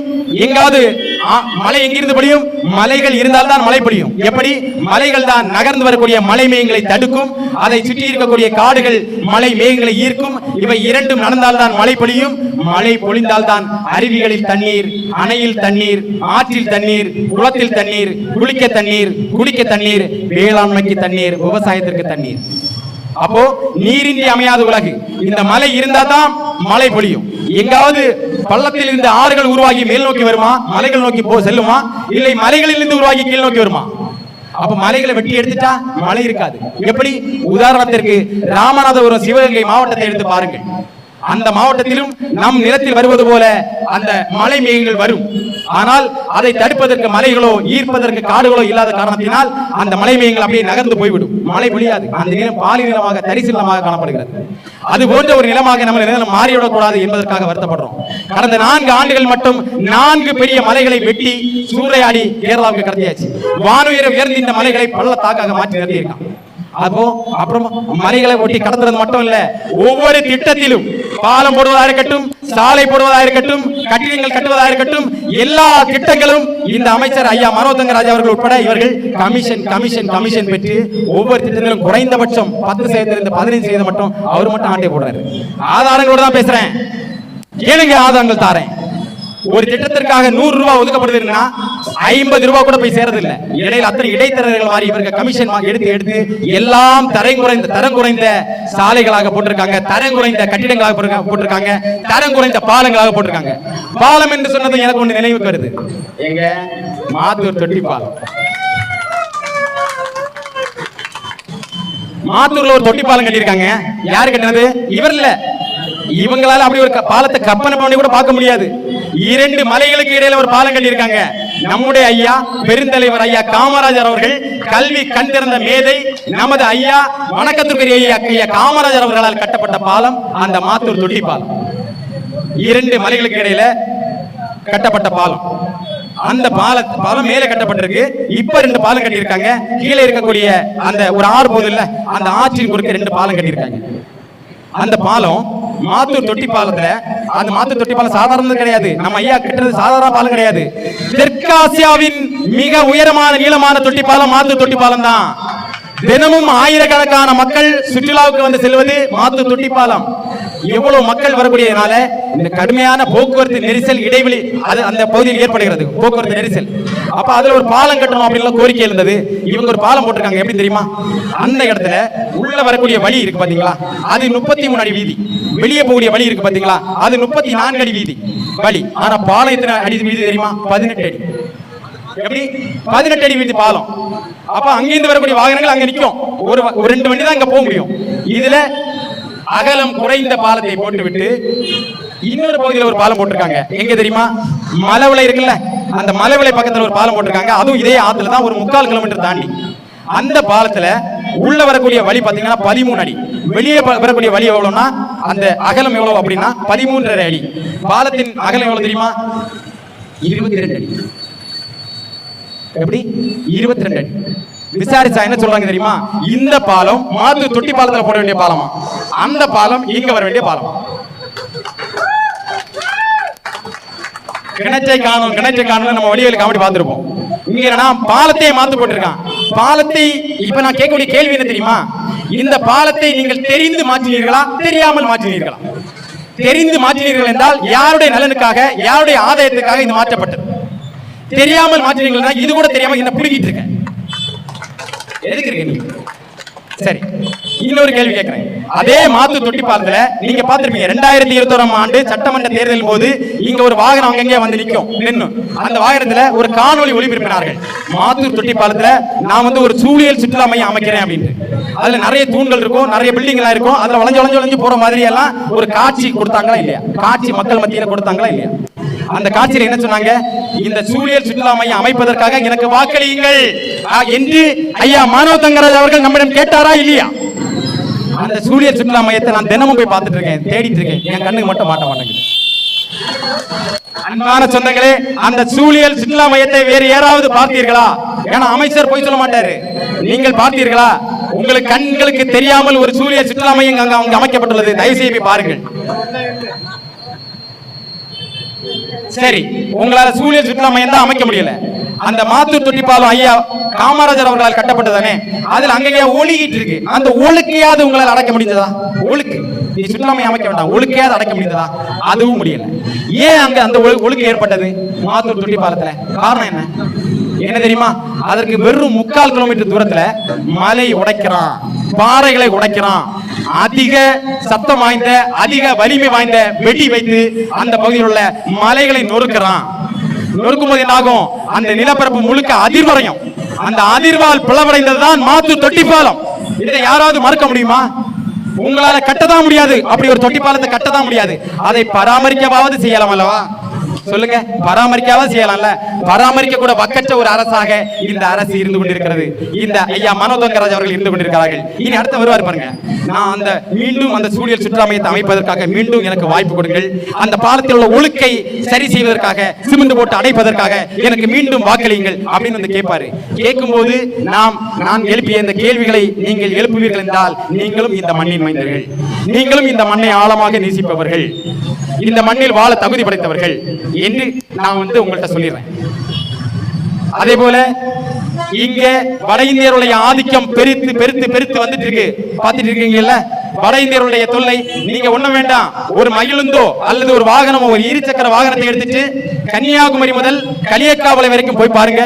இந்த சாலையின் 2 பக்கத்திலும் இருக்கக்கூடிய பெரிய மால்களா இருக்கட்டும், பெரிய கடைகளா இருக்கட்டும், பெரிய கிரானைட் கடை, பெரிய எலக்ட்ரானிக்ஸ் கடைகளா இருக்கட்டும், பெரிய துணி கடைகளா இருக்கட்டும், எல்லாம் யாருடையது? சிந்தித்து பார்க்கணும். நம்ம யாருடையது? அனைத்தும் வட இந்திய மார்வாடிகளுடையது. வட இந்தியாவிலிருந்து வந்து அவர்கள் இங்கு கடை நிறுவி நமது பொருளாதாரத்தை எடுத்து வட இந்தியா கொண்டு போறான். நம்ம மக்கள் என்ன பண்றான்? இங்க இருந்து சவுதி அரேபியாக்கு வேலைக்கு போறான். என்ன வேலைக்கு?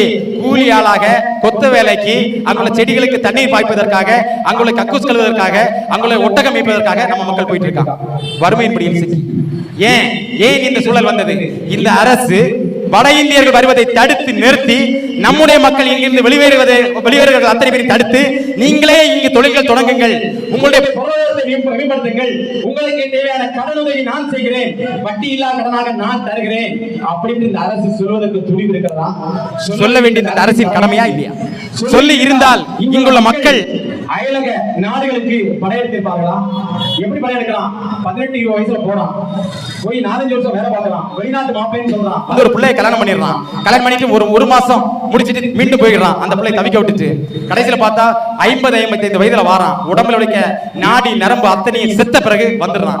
இந்த பிள்ளை என்ன செய்யும்? அதோட வாழ்க்கை நாசமா போச்சு, அவனோட வாழ்க்கை நாசமா போச்சு. வந்த உடனே பாடையில படுத்துடுறான். இதுதான் கன்னியாகுமரி மாவட்டத்தில் இருக்கக்கூடிய பெரும்பாலான இளைஞர்கள் இந்த தற்காலிக நிலவரம், தற்காலிக நிலைமை.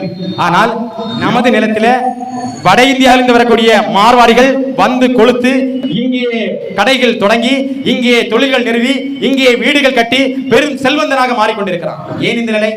இதை மாற்ற வேண்டுமா வேண்டாமா? இதற்கு தான் நாம் தமிழர் கட்சி ஒரு திட்டம் வைத்துள்ளது. நீ உள்ள வர்ற அப்படின்னா உனக்கு இன்னர் லைன் பர்மிட் அப்படின்னு ஒரு இருக்கு. உள் நுழைவு கடவுச்சீட்டு நான் தாரேன். நீ எத்தனை நாள் இங்க வந்து தங்குவ? எப்படி நம்ம விசா எடுத்து வெளிநாட்டு போறோம்ல, விசா முடிஞ்சவன வெளியேறணும்ல, அதே மாதிரி உள் நுழைவு கடவுச்சீட்டு நான் தாரேன். உள்ள நீ என்ட்ரி போட்டு வரணும். எந்த ஊர்ல இருந்து வர, என்னைக்கு வர, எவ்வளவு நாள் இங்க தங்குவ, என்ன வேலைக்கு வந்திருக்க, அதை எல்லாத்தையும் என்ட்ரி போட்டு தான் உள்ள வரணும். வந்து உன்னுடைய வேலை காலம் முடிஞ்சவொடனே உன் ஊருக்கு திரும்ப போயிடணும். இப்படி ஒரு திட்டம் கொண்டு வந்தால் நமது தமிழர்கள் பாதுகாக்கப்படுவார்களா மாட்டார்களா? சிந்தியுங்கள். இந்த திட்டத்தை செயல்படுத்துங்கள் என்று இந்த அரசிடம் பலமுறை பல போராட்டங்கள் மூலமாக கோரிக்கை விடுத்த பிறகும் இந்த அரசு செவி சாய்க்கவில்லை. அவர்களுக்கு அதில் அக்கறை இல்லை. இப்ப என்ன பண்றான்? எஸ்ஐஆர் அப்படிங்கிற ஒரு திருத்தத்தை கொண்டு வரான். எப்படி? நமக்கு ஓட்டுரிமையை கொடுக்க போறான் இவங்களுக்கு. இதுவரைக்கும் பாருங்க, இந்த வட இந்தியர்கள் இங்க வந்தாங்க, அவர்களுக்கு ஆதார் கொடுத்தாங்க இந்த அரசு. அப்புறம் ரேஷன் அட்டை கொடுத்தாங்க. இப்போ வாக்குரிமையும் கொடுக்க போறாங்க. வெளியிலிருந்து வரக்கூடிய வட இந்தியர்கள் இங்கு பசியோடு இருக்கக்கூடாது என்பதற்காக நாம் ரேஷன் கார்டு கொடுக்கிறது தவறு இல்ல, வாக்குரிமை கொடுக்கிறது பெரும் ஆபத்து, பேராபத்து. எப்படி ஈழத்தில் எப்படி ஒரு இனப்படுகொலை நடைபெற்றதோ அதே போல இங்கு 1.25 கோடி சிங்கள வட இந்தியர்கள் இங்க வந்து குடி வந்திருக்கான். அவர்கள் ஒற்றுமையாக இருப்பார்கள். நாம பிரிந்து கிடப்பது போல் அவர்கள் பிரிந்து கிடக்க மாட்டான். அவன் ஒரே ஒரு ஆளுக்கு தான் ஓட்டு போடுவான். யாருக்கு? பிஜேபிக்கு. அப்போ அவன் இங்க வந்து சட்டமன்ற தேர்தல்களில் போட்டியிட்டு, உள்ளாட்சி தேர்தலில் போட்டியிட்டு வெற்றி பெற்று விட்டான் என்றால் நமது அரசியல் அதிகாரமும் அவனிடம் வேணும். நாம் எதிரிகளாக துரத்தப்படுவோம். நாம் இந்த நிலத்திலிருந்து அகதிகளாக துரத்தப்படுவோம். அந்த காலம் வெகு விரைவில் வருமா வராத பாருங்க. அது வரக்கூடாது என்பதற்காக, வரக்கூடாது என்றால் நமக்கு இறுதி வாய்ப்பு காலத்தின் கட்டாயம் நாம் தமிழர் கட்சி மட்டும்தான். வேற எவனும் இதை பத்தி பேச மாட்டான். இன்னொரு பேராபத்து இருக்கு. என்ன தெரியுமா? இந்தியாவில எங்கெல்லாமோ கழிச்சு போட்ட அணு உலைகளை நம்ம இடத்துல கொண்டு நிறுவிருக்கான். எப்படி? அணு உலைகள், ஒரு அணு உலையில ஒரு சின்ன கசிவு ஏற்பட்டா கூட ஒரு 300 கிலோமீட்டர் சுற்றளவுல ஒரு ஈ எறும்பு காக்கா கூட உயிரோடு இருக்காது. கரப்பாம்பூச்சியை தவிர அத்தனை அழிந்து விடும். நாகசாகி ஹிரோஷிமால பார்த்திருப்பீங்க, புகுஷிமால பார்த்திருப்பீங்க. இங்கெல்லாம் எவ்வளவு பெரிய ஒரு பேரழிவு நடைபெற்றது. என் அன்பான சொந்தங்களே, அணு இருக்கு பாத்தீங்களா, அது வெடிச்சு சேதனா யாரும் அங்க உயிரோடு இருக்க முடியாது. அவ்வளவு ஆபத்தான அணு உலைகளை இந்த இந்திய பெரு நிலப்பரப்பில் நிறுவுவதற்காக ரஷ்யாவோடு உடன்படிக்கை செய்தார்கள் 1989 90களில். முதல்ல அது வெஸ்ட் பெங்கால்ல வந்தது. அங்க உள்ள கம்யூனிஸ்டுகள் இங்கு வைக்கக்கூடாது அப்படின்னு சொல்லிட்டு போராட்டம் செய்து அதை துரத்தினார்கள். அப்புறம் எங்க கொண்டு போனாங்க தெரியுமா? ராஜஸ்தான் பாலைவனத்தில் கொண்டு வைக்கிறதுக்கான முயற்சியில் ஈடுபட்டாங்க. அந்த பாலைவனத்தில் கூட அந்த மக்கள் வைக்க விடல. அப்புறம் கேரளாவில் கொண்டு வர முயற்சி பண்ணாங்க. கேரளாவில் இருக்கக்கூடிய மலையாளிகள் அங்கு வைக்க கூடாது அப்படின்ற கடுமையான போராட்டங்கள் செய்து துரத்திட்டாங்க. இங்க ஆண்டிருந்த யார் தெரியுமா? இதே திருட்டு திமுக. அந்த அணு உலைகளை நம்ம மண்ணில் வைக்கிறதுக்கு அனுமதி கொடுத்துட்டான். வச்சது காங்கிரஸ், இன துரோகி காங்கிரஸ். வைக்க அனுமதி செய்தது திமுக. அதுக்கு பிறகு என்னாச்சு? அந்த அணு உலைகளை அதிகப்படுத்துறது பாரதிய ஜனதா. அதிகப்படுத்தும் போது இங்கு ஆதரவு கொடுத்தது இந்த அதிமுக. இந்த 4 பெரும் துரோக கட்சிகள் சேர்ந்துதான் நமது நிலத்தில், நமது அடிவயிற்றில், கூடங்குளத்தில் அணு உலைகள் வைக்க அனுமதித்தது. எத்தனை அணு உலை? இப்ப 4 அணு உலை. 2 அணு உலை அடிக்கடி பழுதடைந்துட்டு இருக்கு. இது எப்ப வெடிக்குமோ எப்ப வெடிக்காதோ தெரியாது. இப்ப 4 அணு உலை நிறுவிருக்கான்.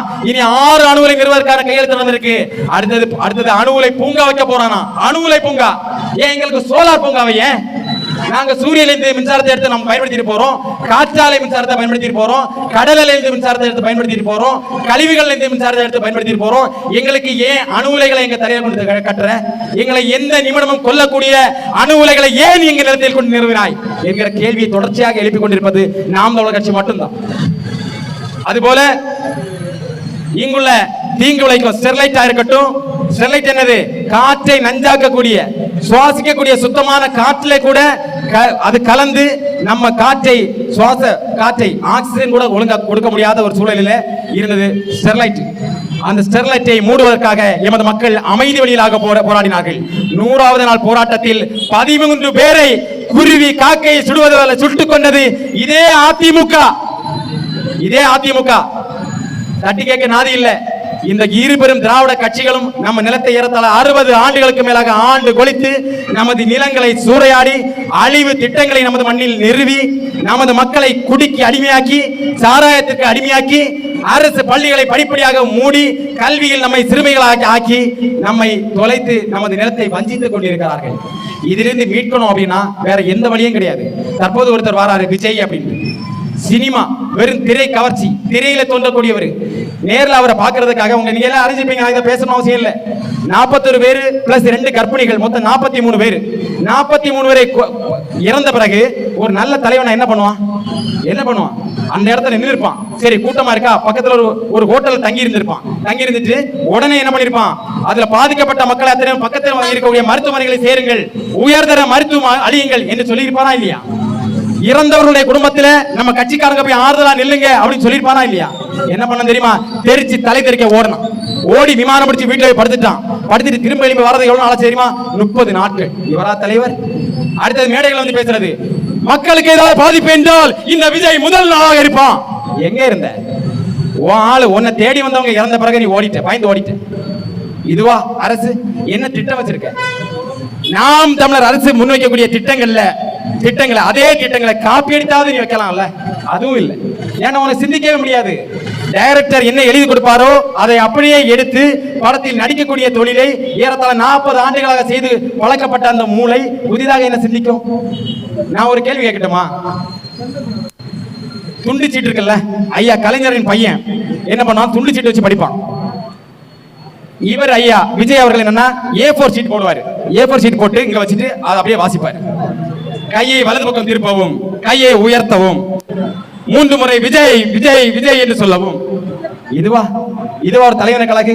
தலைவன் என்பவன் அந்த நிலத்தில் இருக்கக்கூடிய அத்தனை பிரச்சனைகளை அக்கு வேற ஆணு வேறாக புரிந்து கொண்டு வரலாறுகளை தெளிவாக தெரிந்து கொண்டு உள்ளத்திலிருந்து பேச வேண்டும். முடிவுகளை எடுப்பதற்கான அந்த திறமை அவனுக்கு உள்ளிருந்து வர வேண்டும்.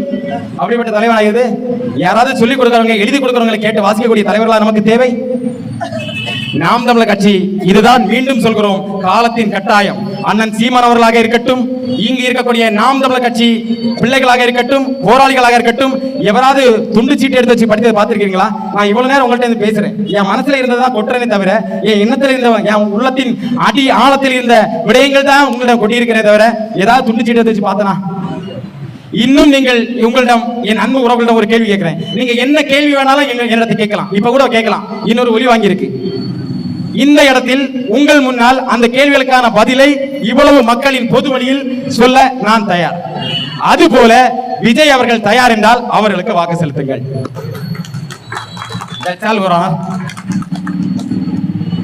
இந்த நிலத்தை ஆழமாக நேசிக்கக்கூடிய, ஆழமாக காதலிக்கக்கூடிய, நமது வரலாறுகள் தெரிந்த நமது அடுத்த தலைமுறை இந்த மண்ணில் நல்வாழ்வு வாழ வேண்டும் என்கிற உயர்ந்த ஒரு இலக்கை வைத்திருக்கக்கூடியது இந்த மண்ணில் நாம் தமிழர் கட்சி மட்டும்தான்.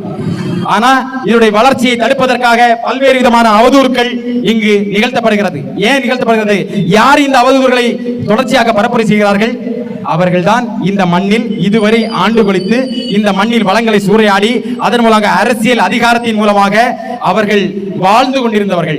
நாம் தமிழர் வந்துட்டா நமக்கு இனி வாழ்க்கை இருக்காது, அரசியலை வச்சு ஆதாயம் தேட முடியாது, கொள்ளை அடிக்க முடியாது, கனிம வளங்கள் கொள்ளை அடிக்க முடியாது, சாராயம் விற்க முடியாது, நிறைய பள்ளிக்கூடங்கள் கல்லூரிகள் திறந்து காசு பார்க்க முடியாது, தனியார் இன்ஜினியரிங் காலேஜுகள் திறந்து காசு பார்க்க முடியாது, தனியார் பள்ளிகள் திறந்து காசு பார்க்க முடியாது.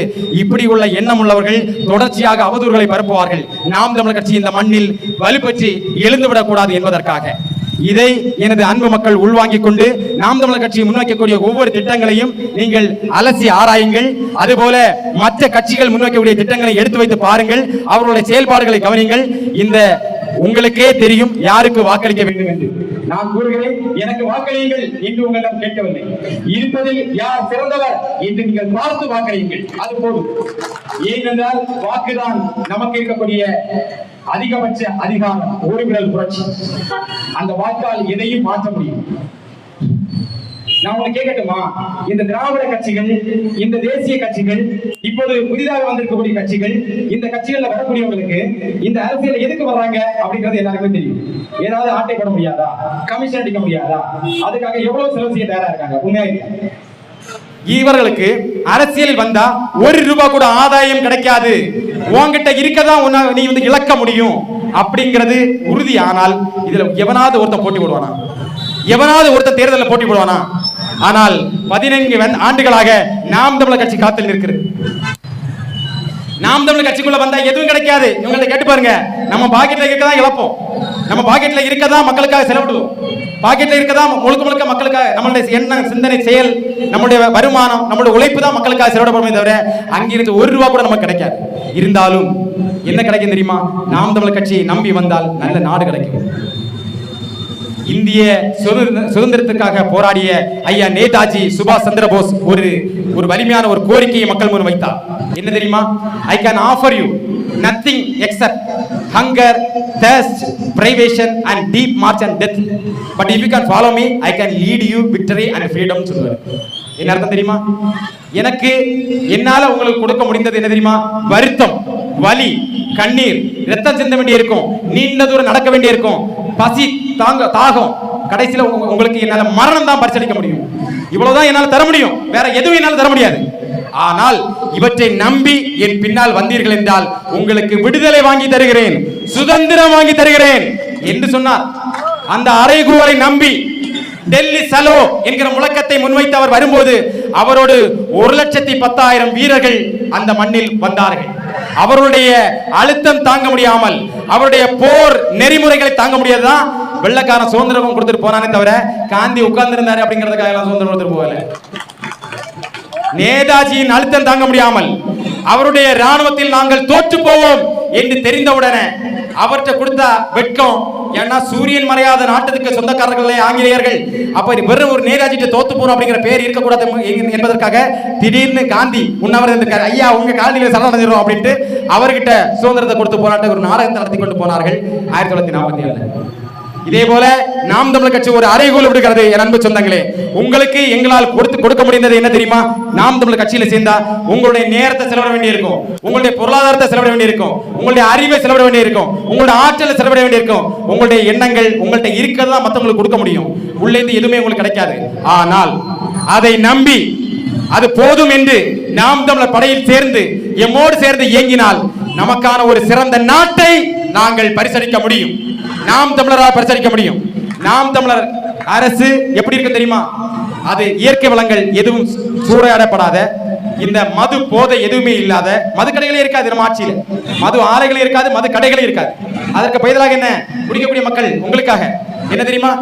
பனம்பால் தென்னம்பால் இறப்பதற்கு அனுமதி கொடுத்துருவோம்.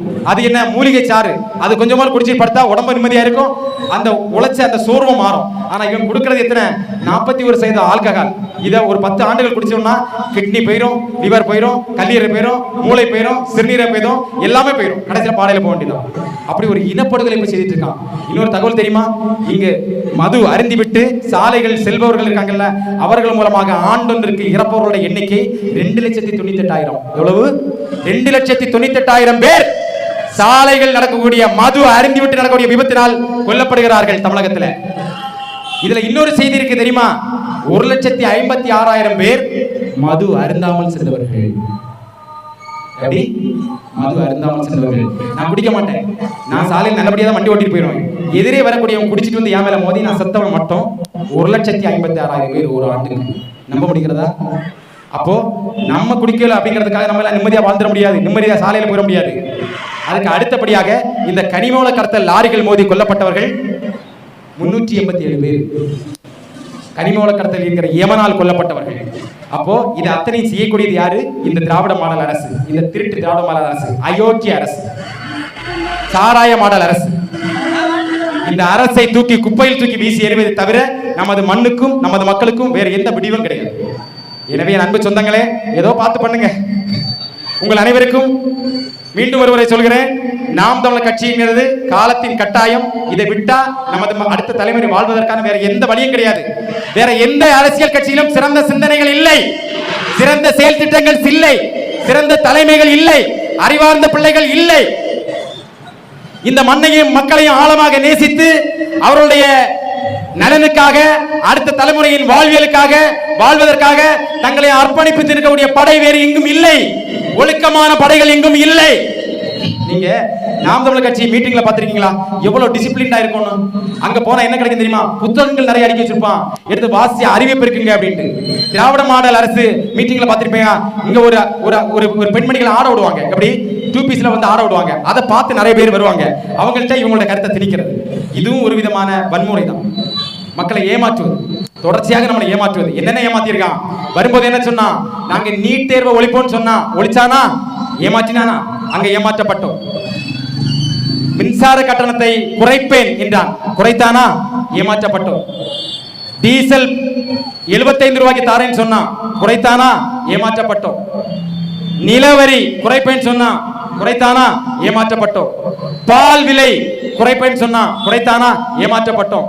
பால் விலை குறைக்க மாட்டேன் இல்ல, பாலில் இருக்கக்கூடிய குழந்தைகள் இருந்தக்கூடிய பாலில் இருக்கக்கூடிய கொழுப்புல கூட முறைகேடு செய்யக்கூடிய ஆட்களை நம்ம தேர்ந்தெடுத்து வச்சிருக்கோம். எப்படி?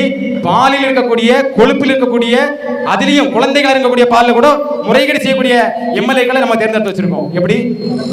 இப்படி அனைத்திலும் நாம் வஞ்சிக்கப்படுகிறோம், அனைத்திலும் ஏமாற்றப்படுகிறோம். மீண்டும் மீண்டும் நமது மக்கள் சாதிகளாக மதங்களாக பிரிந்து கிடக்கிறார்கள். குறிப்பாக கன்னியாகுமரி மாவட்டத்து மக்களை எப்படி ஏமாத்துறாங்க தெரியுமா? நாம் தமிழருக்கு ஓட்டு போடாத பிஜேபி வந்துடும். ஏடா, நாம் தமிழருக்கு ஓட்டு போட்ட நாம் தமிழர் தானே வரும், பிஜேபி எப்படி வரும்? ஏன்னா இவன் தான் பிஜேபி ஏடிமே. நாம் தமிழருக்கு ஓட்டு போடுறதை தவிர நம்ம மண்ணை மீட்கிறதுக்காக, நமது மக்களை மீட்பதற்காக, நமது நிலவளம், நீர்வளம், கனிவளம், காட்டு வளம், கடல் வளம் அனைத்தையும் பாதுகாத்து அடுத்த தலைமுறை வாழ்வதற்கான ஒரு சிறந்த நிலமாக மாற்றுவதற்கு வேற எந்த வழியும் கிடையாது. இறுதி முடிவை உங்களிடம் விட்டுக் கொள்கிறோம். உங்கள் அனைவருக்கும் எமது அன்பும் நன்றியும் புரட்சி வாழ்த்துக்களும். நன்றி. நாம் தமிழர். நன்றி. அடுத்ததாக நமது கிள்ளியூர் சட்டமன்ற தொகுதி வேட்பாளர் மற்றும் மாநில இளைஞர் பாசனை ஒருங்கிணைப்பாளர் ஹிம்லர் அவர்களை பேச அழைக்கிறோம். நாம் தமிழர் கட்சி காலத்தின் கட்டாயம் ஏன் என்கிற தலைப்பில் இந்த மேய்க்காமண்டபம் பகுதியில் நாம் தமிழர் கட்சியினுடைய பத்மநாபபுரம் சட்டமன்ற தொகுதி நிர்வாகிகள் மிகச்சிறப்பாக நடத்தி கொண்டிருக்கக்கூடிய இந்த கூட்டத்தில் வருகை இருந்திருக்கக்கூடிய நாம் தமிழர் கட்சியினுடைய படைத்தளபதிகளே, இந்த கூட்டத்தை சிறப்பாக நடத்தி கொண்டிருக்கக்கூடிய இந்த பகுதியினுடைய நிர்வாகிகளே, எங்களுக்கு மிகச் சிறப்பான முறையில் பாதுகாப்பு வழங்கிக் கொண்டிருக்கக்கூடிய காவல்துறை அதிகாரிகளே, எனக்கு முன்பாக மிகச்சிறப்பாக கருத்தாளமிக்க உரையாற்றி இருக்கக்கூடிய நாம் தமிழர் கட்சியின் பத்மநாபபுரம் சட்டமன்ற தொகுதி வேட்பாளர் பாசத்திற்குரிய அண்ணன் சீலன் அவர்களே, ஆங்காங்கே நின்று எங்களுடைய பேச்சுகளை தெளிவாக உள்வாங்கிக் கொண்டிருக்கக்கூடிய வணிக பெருங்குடி மக்களே, வாகன ஓட்டுநர்களே, பெற்றோர்களே, தாய்மார்களே, எங்கள் உடன் பிறந்தவர்களே, உங்கள் அனைவருக்கும் என்னுடைய அன்பான வணக்கம்.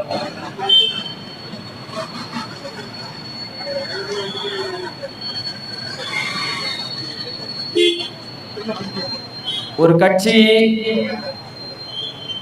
உருவாகுவது மிக எளிமையானது, மிக சுலபமானது. யார் வேண்டுமானாலும் ஒரு கட்சியை எளிதில் ஆரம்பித்து விடலாம், அது எந்த சிக்கலும் இல்லை.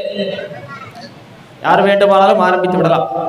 ஆனால் அந்த கட்சி நீடித்து நிலைத்து நின்று அந்த கட்சி காலத்தின் கட்டாயமாக மாறி நிற்பது என்பது அவ்வளவு சாதாரணமான செய்தி அல்ல. கடந்த 15 ஆண்டுகளாக இந்த மண்ணில் இதுவரை இங்கே நிலவிய, இதுவரை இந்த மண்ணில் நீங்கள் பார்த்த அரசியலுக்கு முற்றிலும் மாற்றாக, முற்றுமுழுதிலும் மாற்றான ஒரு அரசியலை கடந்த 15 ஆண்டு காலமாக இந்த மண்ணில் உங்கள் பிள்ளைகள் நாங்கள் முன்னெடுத்து வருகிறோம். இதுவரை அரசியல் என்றால் பரம்பரை அரசியல்வாதிகளுக்குத்தான் அரசியல் சொந்தம். என்னுடைய அப்பா அரசியல்வாதியாக இருந்தால் நான் அரசியல்வாதியாக இருக்கலாம், என்னுடைய தாத்தா அரசியல்வாதியாக இருந்தால் நான் அரசியல்வாதியாக இருக்கலாம், என்னிடம் கோடிக்கணக்கில் பணம் இருந்தால் நான் அரசியல்வாதியாக இருக்கலாம். அதிகார பலம், பணபலம், மிகப்பெரிய பின்புலம் இதெல்லாம் இருப்பவர்கள் மட்டும்தான் அரசியலில் வந்து நிற்க முடியும் என்கிற நிலையை தமிழர் நிலப்பரப்பில் முற்றுமுழுதாக மாற்றி போட்டு, உடைத்து நொறுக்கி போட்டு, படித்த பண்பட்ட இளைஞர்கள், அடித்தட்டு மக்கள், இந்த மண்ணின் மீதும் மக்களின் மீதும் அக்கறை கொண்ட யார் வேண்டுமானாலும் அரசியல் களத்தில் வந்து நிற்கலாம் என்பதை நிரூபித்து காட்டி களத்தில் நிற்கக்கூடிய ஒரே கட்சி இந்திய அரசியல் வரலாற்றிலேயே நாம் தமிழர் கட்சி மட்டும்தான். முதல் முறையாக 2016ஆம் ஆண்டு நடைபெற்ற சட்டமன்ற தேர்தலில் நாங்கள் போட்டியிட்டோம். எங்களிடம் கேட்டார்கள், தேர்தலில் போட்டியிடுகிறீர்களே, எத்தனை தொகுதியில் நீங்கள் போட்டியிட போகிறீர்கள், எந்த கட்சியோடு கூட்டணி வைத்து நீங்கள் தேர்தலை எதிர்கொள்ள போகிறீர்கள் என்கிற கேள்வியை எங்களை நோக்கி எழுப்பினார்கள். நாங்கள் சொன்னோம், ஆமாம் நாங்கள் தேர்தலில் போட்டியிட போகிறோம், ஆனால் எந்த கட்சியோடும் நாங்கள் கூட்டணி வைத்து தேர்தலை சந்திக்க போவதில்லை. அப்படியா?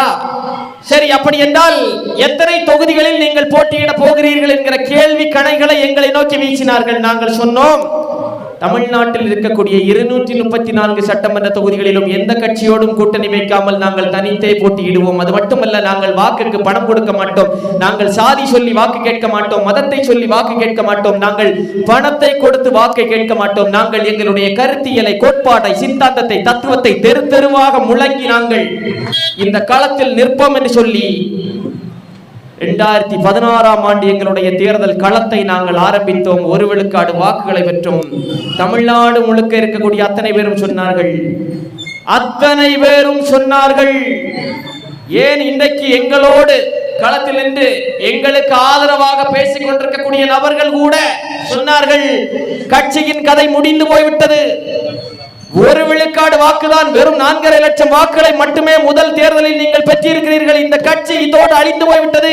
சீமான் கட்சியை கலைத்துவிட்டு படம் எடுக்க போய்விடுவார் என்று சொன்னார்கள். அப்போதே நாங்கள் சொன்னோம். அப்போதே சீமான் அவர்கள் மிக தெளிவாக சொன்னார், இந்த தேர்தலில் மட்டுமல்ல, இனி வருகிற நாடாளுமன்ற தேர்தலிலும் நாங்கள் எந்த கட்சியோடும் கூட்டணி வைக்காமல் நாங்கள் தனித்தே களமாடுவோம். அது மட்டுமல்லாமல் இந்திய அரசியல் வரலாற்றில் எந்த கட்சியும் செய்யாத ஒன்று, 40 நாடாளுமன்ற தொகுதி, தமிழ்நாடு மற்றும் புதுச்சேரியில் 40 நாடாளுமன்ற தொகுதிகள், 40 தொகுதியில் 20 தொகுதியில் நாங்கள் பெண்களை நிறுத்துவோம், மறுபடியும் தனித்தே களம் காண்போம். அதே போன்று வாக்குக்கு பணம் கொடுக்காமல் கருத்தியலை, கோட்பாட்டை சொல்லி சொல்லி சொல்லி முழங்கி மக்கள் பிரச்சனைகளில் மக்களோடு நின்று மக்களை நம்பி இந்த களத்தில் நாங்கள் மறுபடியும் நிற்போம் என்று சொன்னார். நின்றோம். 1 விழுக்காடு 4 விழுக்காடாக மாறியது. அவ்வளவுதான். இதுக்கு மேல எல்லாம் 4 விழுக்காடு தான். இதுக்கு மேல் இந்த கட்சி வளராது என்று சொன்னார்கள். அப்போதே சொன்னோம், இதே போன்று 21 தேர்தலிலும் போட்டியிடுவோம், தனித்தே போட்டியிடுவோம். சொன்னோம், செய்தோம், நின்றோம். 4 விழுக்காடு 7 விழுக்காடாக மாறியது. அப்போதே சொன்னோம், இதோடு எங்களுடைய பயணம் நின்று போவதில்லை, இனிதான் எங்களுடைய ஆட்டம் ஆரம்பமாகிறது. 2024 நாடாளுமன்ற தேர்தலிலும் நாங்கள் தனித்தே போட்டியிடுவோம். சொன்னோம், நின்றோம். இந்தியாவின் பிரதமர் யார் என்பதை முடிவு செய்யக்கூடிய நாடாளுமன்ற தேர்தலில் தமிழ்நாட்டில் இருக்கக்கூடிய ஒரு கட்சி, அதுவரை தேர்தல் ஆணையத்தால் அங்கீகரிக்கப்படாமல் பதிவு செய்யப்பட்ட கட்சியாக மட்டுமே இருந்த ஒரு அரசியல் கட்சி, எந்த கட்சியோடும் கூட்டணி வைக்காமல் தனித்து போட்டியிட்டு நாடாளுமன்ற தேர்தலில் 8 விழுக்காடு வாக்குகளை பெற்று தேர்தல் ஆணையத்தால் அங்கீகரிக்கப்பட்ட அரசியல் கட்சி என்கிற நிலையை அடைந்திருக்கிறது என்றால், இந்திய நிலப்பரப்பில் எந்த கட்சியும் செய்யாத ஆகச்சிறந்த சாதனையை நாம் தமிழர் கட்சி செய்து இந்த களத்தில் நிற்கிறோம். மறுபடியும் நாங்கள் சொன்னோம், இதுவரை நீங்கள் பார்த்த ஆட்டம் வேறு. 2026 சட்டமன்ற தேர்தலில் நீங்கள் ஆடப்போகிற ஆட்டம் வேறு. எல்லோரும் சொல்வார்கள், எல்லோரும் இந்த நாட்டினுடைய எதிர்காலம் இளைஞர்களிடம் இருக்கிறது, இளைஞர்கள் தான் இந்த நாட்டினுடைய எதிர்காலம் என்று எல்லோரும் சொல்வார்கள். சொல்லாதவர்கள் யாரும் இருக்க மாட்டார்கள். ஆசிரியர்கள் சொல்வார்கள், மருத்துவர்கள் சொல்வார்கள், பெற்றோர்கள் சொல்வார்கள், அரசியல் தலைவர்கள் சொல்வார்கள், மத போதகர்கள் சொல்வார்கள், திரை கலைஞர்கள் சொல்வார்கள், எல்லோரும் சொல்வார்கள், இந்த நாட்டினுடைய எதிர்காலம் இளைஞர்கள் கையில் தான் இருக்கிறது என்று எல்லோரும் சொல்வார்கள். ஆனால் இந்த நாட்டில் இருக்கக்கூடிய அத்தனை துறைகளையும் தீர்மானிக்கக்கூடிய அரசியல் துறையில் இளைஞர்கள் வர வேண்டும் என்று எத்தனை பேர் சொன்னார்கள்? கலைத்துறையில் இளைஞர்கள் வந்தால் அந்த துறை மேம்படும் என்றால், அறிவியல் துறையில் இளைஞர்கள் முன்னின்றால் அந்த துறை மேம்படும் என்றால், விளையாட்டு துறையில் இளைஞர்கள் முன்னின்றால் அந்த துறை மேம்படும் என்றால், இந்த அத்தனை துறையையும் கட்டுப்படுத்திய அரசியல் துறையில் இளைஞர்கள், படித்த பண்பட்ட இளைஞர்கள் கலந்தால் அந்த துறை மாறுமா இல்லையா? ஒட்டுமொத்தமாக இந்த நாட்டினுடைய தலையெழுத்தையே மாற்றக்கூடிய அரசியல் துறையில் இளைஞர்கள் பெரும்படையாக வந்து, அதிலும் படித்த மண்ணுக்காக மக்களுக்காக எந்த விதமான தன்னலமும் இல்லாமல் மண்ணுக்காக மக்களுக்காக வந்து இருக்கக்கூடிய துடிப்பு மிக்க ஆற்றல் மிக்க இளைஞர்கள் இந்த அரசியல் களத்தை கைப்பற்றினால் இந்த அரசியல் களம் மாறுமா மாறாதா? மாறும், மாறும். அந்த மாற்றத்தை செய்ய வந்தவர்கள் தான் அண்ணன் சீலன் அவர்களும் நானும். இந்த கூட்டத்தில் இருக்கக்கூடிய பெரும் இளைஞர் படையும் இந்த கூட்டத்தை வழிநடத்தக்கூடிய எங்கள் அண்ணன் செந்தமிழன் சீமான் அவர்கள். 100க்கும் மேற்பட்ட இளைஞர்களை நாங்கள் களமிறக்குகிறோம் இந்த தேர்தலில்.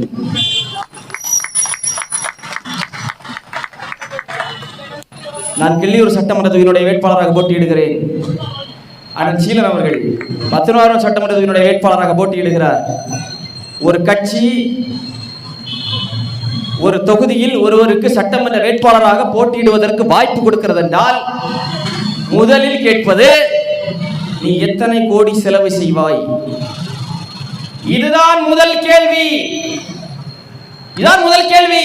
அது இதுவரை இந்த மண்ணில் இருந்த கட்சிகளாக இருக்கட்டும், இப்போது புதிதாக வந்திருக்கக்கூடிய கட்சிகளாக இருக்கட்டும், நீ எத்தனை கோடி செலவு செய்வாய் சொல்லு.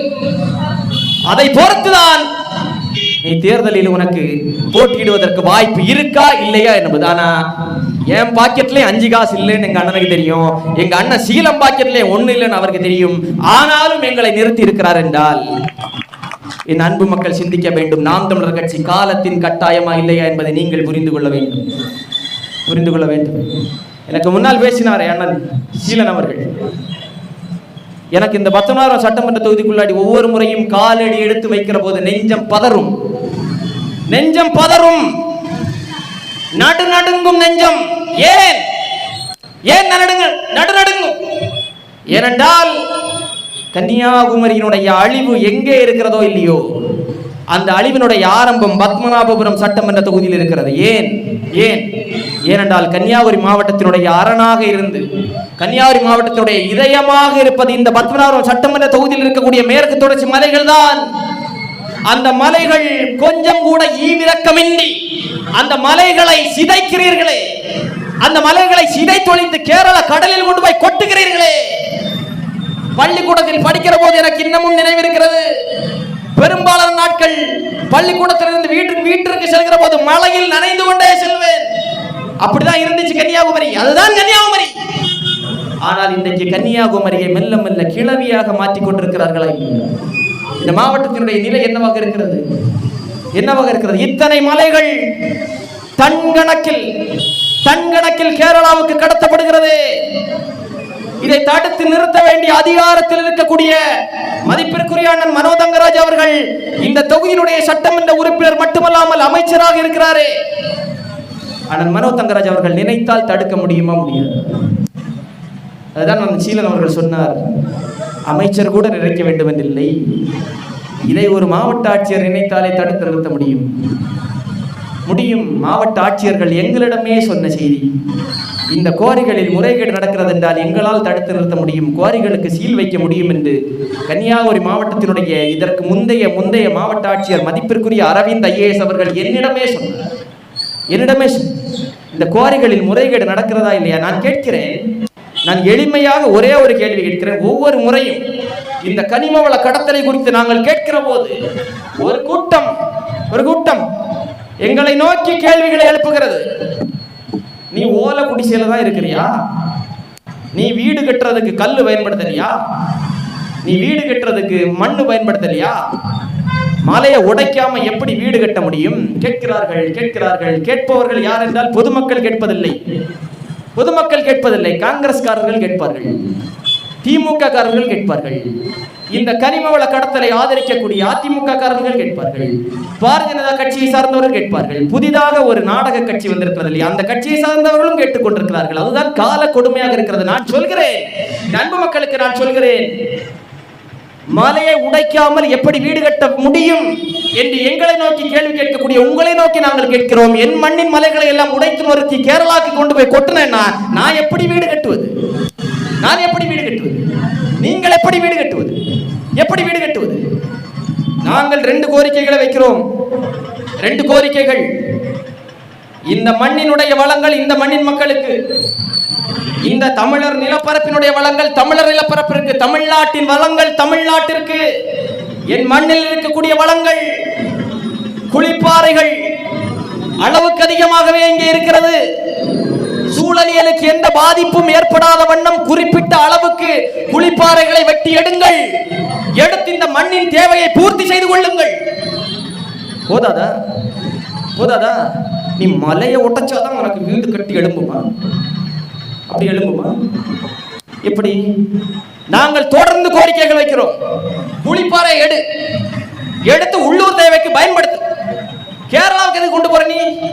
எடுத்து எதுக்கு கேரளா கொண்டு போற? கேரளால யார் இருக்கா உனக்கு?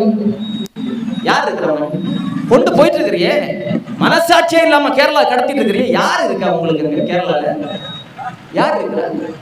கோழி கழிவுகளையும் மருத்துவ கழிவுகளையும் கொஞ்சம் கூட மனசாட்சியே இல்லாமல், நாகரிகம் என்பது துளி கூட அடையாத ஒரு தேசமாக இன்றைக்கு கேரளா மாறி நிற்கிறது. கடவுளின் தேசம், கடவுளின் தேசம் என்று கேரளாவை சொல்கிறார்களே, கடவுள் என்றைக்காவது என் வீட்டு குப்பைகளை எல்லாம் பக்கத்து வீட்டுல கொண்டு போய் கொட்ட சொன்னாரா?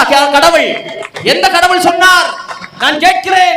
இங்க இருக்கக்கூடிய ஆட்சியாளர்களை நோக்கியும் கேட்கிறேன், அங்க இருக்கக்கூடிய கேரள கம்யூனிஸ்டுகளை நோக்கியும் கேட்கிறேன். நீங்கள் ஃபீடல் காஸ்ட்ரோவை படித்தோம் என்கிறீர்களே, சேகுவேராவை நாங்கள் படித்தோம் என்கிறீர்களே, ஜோசப் ஸ்டாலினை நாங்கள் படித்தோம் என்கிறீர்களே, மார்க்ஸை படித்தோம், ஏங்கல்ஸை படித்தோம் என்கிறீர்களே, இவர்கள் எல்லோரும் உங்கள் வீட்டில் இருக்கக்கூடிய குப்பைகளை எல்லாம் பக்கத்து வீட்டில் கொண்டு போய் கொட்டுங்கள் என்று சொன்னார்கள். என்ன படித்தீர்கள் நீங்கள்? என்ன கம்யூனிஸ்டுகள் நீங்கள்? என்ன கம்யூனிஸ்டுகள் நீங்கள்? இதைத்தான் கம்யூனிசம் உங்களுக்கு சொல்லி தந்ததா?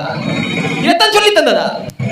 நாங்கள் சொல்கிறோம், இந்த மண்ணில் நடந்து கொண்டிருக்கக்கூடிய கனிம வள கடத்தல் என்பது தமிழ்நாட்டு திராவிடர்களும் கேரள கம்யூனிஸ்டுகளும் நடத்தி கொண்டிருக்கக்கூடிய பச்சையான திருட்டு. பச்சையான திருட்டு. பேசுங்க ஐயா ஸ்டாலின் அவர்கள், நீங்களும் திராவிடர் தானே. பினராயி விஜயன் அவர்கள் கேரளாவினுடைய முதலமைச்சர், அவரும் கம்யூனிஸ்ட் திராவிடர் தானே. உங்களை பொறுத்தவரை உங்கள் சக திராவிடரிடம் கேட்டு வாங்குங்கள். வாங்குங்கள். எதை? முல்லை பெரியாற்றில் தண்ணீரை கேட்டு வாங்குங்கள். முல்லை பெரியாற்றில் தண்ணீர் கேட்க முடியுதா? திராணியும் தெம்பும் இருக்கா? தமிழ்நாட்டு அரசுக்கு, மதிப்பிற்குரிய ஐயா ஸ்டாலின் அவர்களுக்கு திராணியும் தெம்பும் முதுகெலும்பும் இருக்கிறதா? இருக்கிறது என்றால் கேளுங்க, கேளுங்க. இந்த பக்கத்துல நெய்யார் இடதுகரை கால்வாய், பல பேர் மறந்து போயிட்டோங்க. நெய்யார் இடதுகரை கால்வாய், நெய்யார் இடதுகரை கால்வாய் என்கிற ஒன்று இந்த மண்ணில் இருக்கிறது. அது நமக்காக கட்டப்பட்டது. அதை மலையாளிகள் அடைத்து வைத்திருக்கிறார்கள். அதிலிருந்து ஒரு சொட்டு தண்ணீரை கூட நமக்கு தராமல் மறுக்கிறார்கள் என்பதை நாம் மறந்து போய்விட்டோம். ஏன்? ஏனென்றால் இங்கே அரசியல் எப்படி கட்டமைக்கப்படுகிறது? பீகாரில் என்ன நடக்கிறது தெரியுமா? உத்தரப்பிரதேசத்தில் என்ன நடக்கிறது தெரியுமா? மோடி அரசு அங்கே என்ன செய்கிறது தெரியுமா? இதை மட்டுமே முழக்கமாக வைத்ததன் விளைவு பீகாரையும் ஒரிசாவையும் குஜராத்தையும் பேசி பேசி பேசி மேக்கா மண்டபத்தை மறந்தோம், அலையா மண்டபத்தை மறந்தோம், சித்திரங்கோட்டை மறந்தோம், குலசேகரத்தை மறந்தோம், மாத்தூர் தொட்டிப்பாலத்தை மறந்தோம், எல்லாவற்றையும் மறந்திருக்கிறோம். எதை பேச வேண்டுமோ எல்லாவற்றையும் மறந்திருக்கிறோம். நீங்க பேசுங்க. இந்த சட்டமன்ற உறுப்பினர்கள், இந்த காங்கிரஸ் திமுக சட்டமன்ற உறுப்பினர்கள், இல்ல இவர்களோடு மற்ற கட்சிகள் அதிமுக பாஜக அவர்களுடைய சட்டமன்ற உறுப்பினர்கள், அமைச்சர்கள், பாராளுமன்ற உறுப்பினர்கள் நெய்யார் இடதுகரை கால்வாய் பற்றி எத்தனை முறை பேசினீர்கள்?